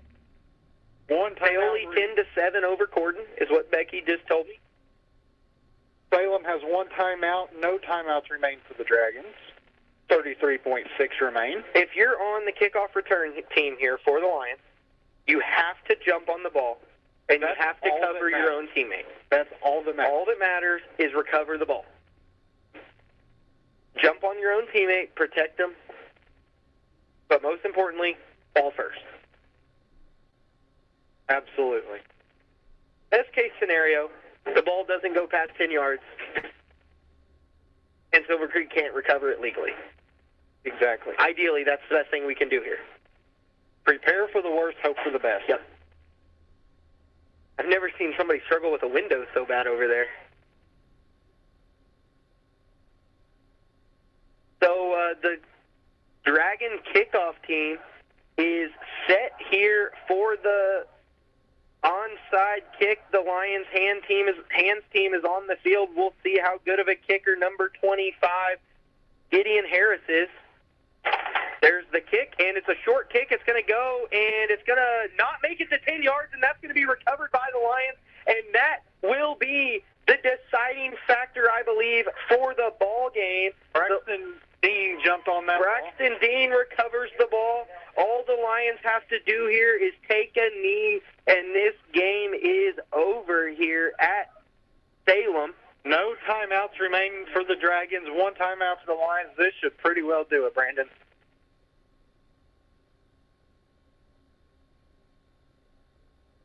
So the Lions are going to get a big win tonight as their home opener against the Dragons of Silver Creek. Is this the first time we beat them in 9 years? That's all that comes to my mind.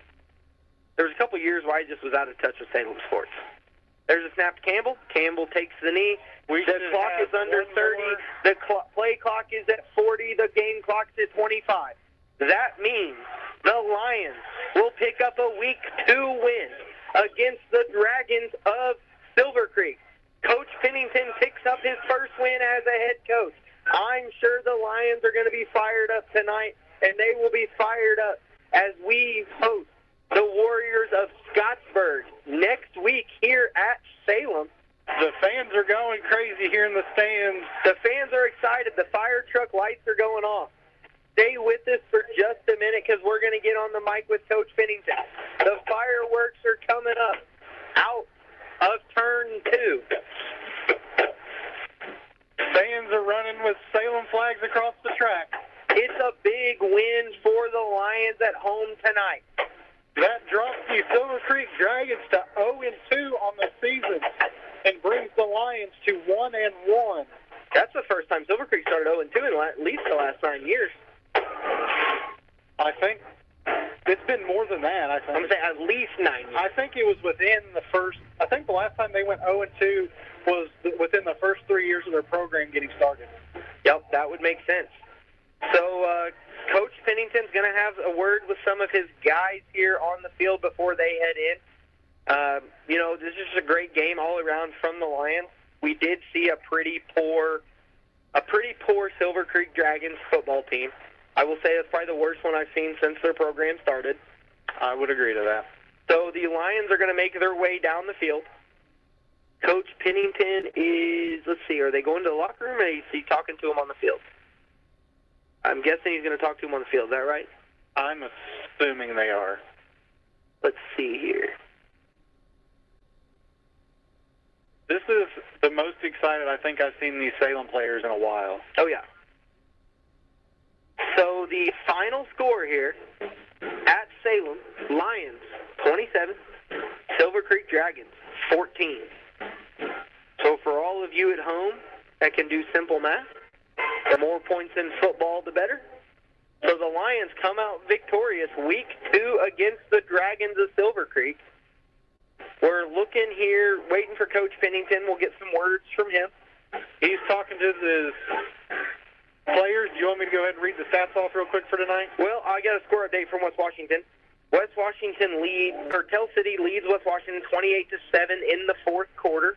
Per Terry Corbin out there. Thank you, Terry. Let's see. I don't know how long Coach Pennington will be here. Every once in a while, it does take a little bit. We hate to get too involved in the stats until we hear from Coach Pennington. I'd go ahead and get involved in it there, Larry. You want me to? Go ahead. All right. Leading tonight in rushing for the Lions, of course, is Logan Dent, 24 carries for 117 yards, 4.9 a carry. In second place for rushing, we have Karis Moore, who had 52 yards on 12 carries, 4.3 a carry. And just behind him, we have the quarterback, Ethan Campbell, who rushed for 44 yards on 9 attempts.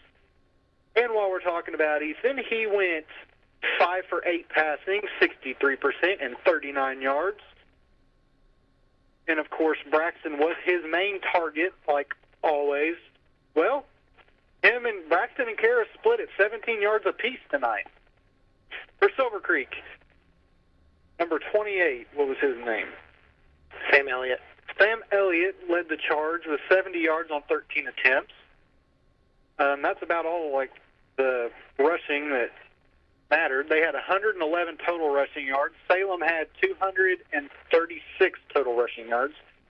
Passing-wise, the starting quarterback, number 17, Cameron Black, he went 9 for 17 passing, 53%, and 105 passing yards. He also threw 3 picks in that game. They kind of dished the ball out pretty evenly. The running back had the most receiving yards. He had 41 tonight on 3 catches. You know what we really didn't get much out of? Number 5. No, I don't think he had a single catch, did he? He had the very first catch of the game on the very first play. And that's so for 5 yards, 6 yards, something like that? 9 yards. Okay. That's all we got out of him, which is surprising because we had him as an impact player. Salem did a heck of a job shutting him down. Zoe's trying to chase down Coach Pennington. I think she finally got him down there. So she's going to get him over to get an interview with him. We'll see here. We're going to turn them up and see, make sure he can hear us, make sure we can hear him. She finally got him. Let's see here. Coach Pennington, can you hear us? We got a lot of static. Okay, unfortunately, we can't fix that.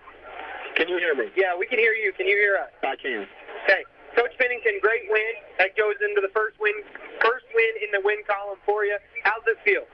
Well, I'm just really proud of our football team. You know, these kids have faced a lot of adversity. You know, our numbers were really low. Our head coach is battling cancer. You know, nobody gave us a chance this year. And I just couldn't be more proud of our staff and our kids and our school and our community. and just the fans for coming out tonight. It was a great evening.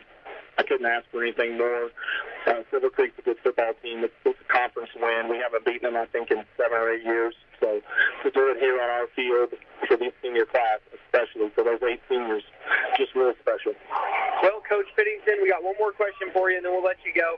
What did you tell the guys at halftime that really kept them fired up in the second half? Well, football is a game of spurts, kind of like basketball, and it can change really quick. And we were disappointed that the score was tied at halftime. We felt like we should have been a touchdown or 2 ahead. So, we were lucky that we were not down by a couple of touchdowns. So, we just talked about just trusting ourselves, trusting what we know, battling, and, the kids did that. The offense executed there. Great interception, pick 6 by Shockey. That kind of started it off. Well, thank you, Coach, and congratulations on your first win. All right, thanks, guys. So, as you heard it from the words of Coach Finnington, the team battled. He's super proud of them. Great win for the Lions tonight. And, Zach, there's really not too much more for us to talk about, is there? All I really have tonight is what I think determined this game was the sloppy performance by Silver Creek. Absolutely. When you're penalized 11 times for 94 yards, that's going to kill any drive. Yeah, that was not good Silver Creek-wise. They looked sloppy. They didn't look like a Silver Creek football team. I think it's going to be a long season for them, especially if they go week in, week out, going like this. Do you know who they play next week? How about you talk and I'll find out. All right, and then with that being said, I also think in the second half of those long drives, you could just see it from the kids, from the fans. The momentum was shifting towards Salem, and I think that's ultimately – I think the 3 things that ultimately won the game for us, Silver Creek played sloppy, Salem got momentum, and we got Silver Creek into uncomfortable situations. I think that was the perfect game plan here in the second half to take over this ball game. So to answer my own question, the Dragons are on the road next week visiting Floyd Knobs, Floyd Central, whatever. I didn't know that. They're going to be in for a long game if they continue. They're going to be in for a long season if they continue playing as sloppy as they did tonight. Again, 11 penalties for the Dragons were kind of, that I'm going to say that was most of what decided this game tonight. They had a lot of long plays called back by penalties, and some of the penalties weren't even close to the play. No, they weren't. And that's the kind of the name of the game. You shoot yourself in the foot, you're going to come in up on the losing end of the scoreboard. So tonight, again, the Lions take the win over Silver Creek, 27-20. I think next week we're going to have our hands full in a tough Scottsburg team at home. I will say, though, one thing is they're a pretty similar team to Silver Creek in the fact they love to throw the ball. They just do it a lot more fundamentally sound than Silver Creek did. We saw that last year. Quarterback Nathan Bird's going to come into this game probably with almost 600 or 700 yards already on the season through 2 games, probably about 6 or 7 touchdowns. So it'll be interesting to see what kind of defense the Lions come out with next week, because that's going to be what determines that game next week. Is if they let Nathan Bird stand in the pocket for 10, 15 seconds like they did last year and let him throw for 400 yards. That is what killed Salem last year, was giving the quarterback time to get comfortable in the pocket. If we can rush them, it's going to be a long night for Scottsburg. Absolutely. So we will see tonight or see next week what the Lions have in store for the rest of the season. I think tonight was a great win, but they've got to keep it rolling next week. Again, at home next week against the Warriors of Scottsburg. The middle school teams are on the – I forgot to say this pregame. Middle school teams are on the road at Scottsburg on Thursday. But Friday night we are back here under the lights of Paul A. Graves Athletic Stadium at Jim Ralston Field.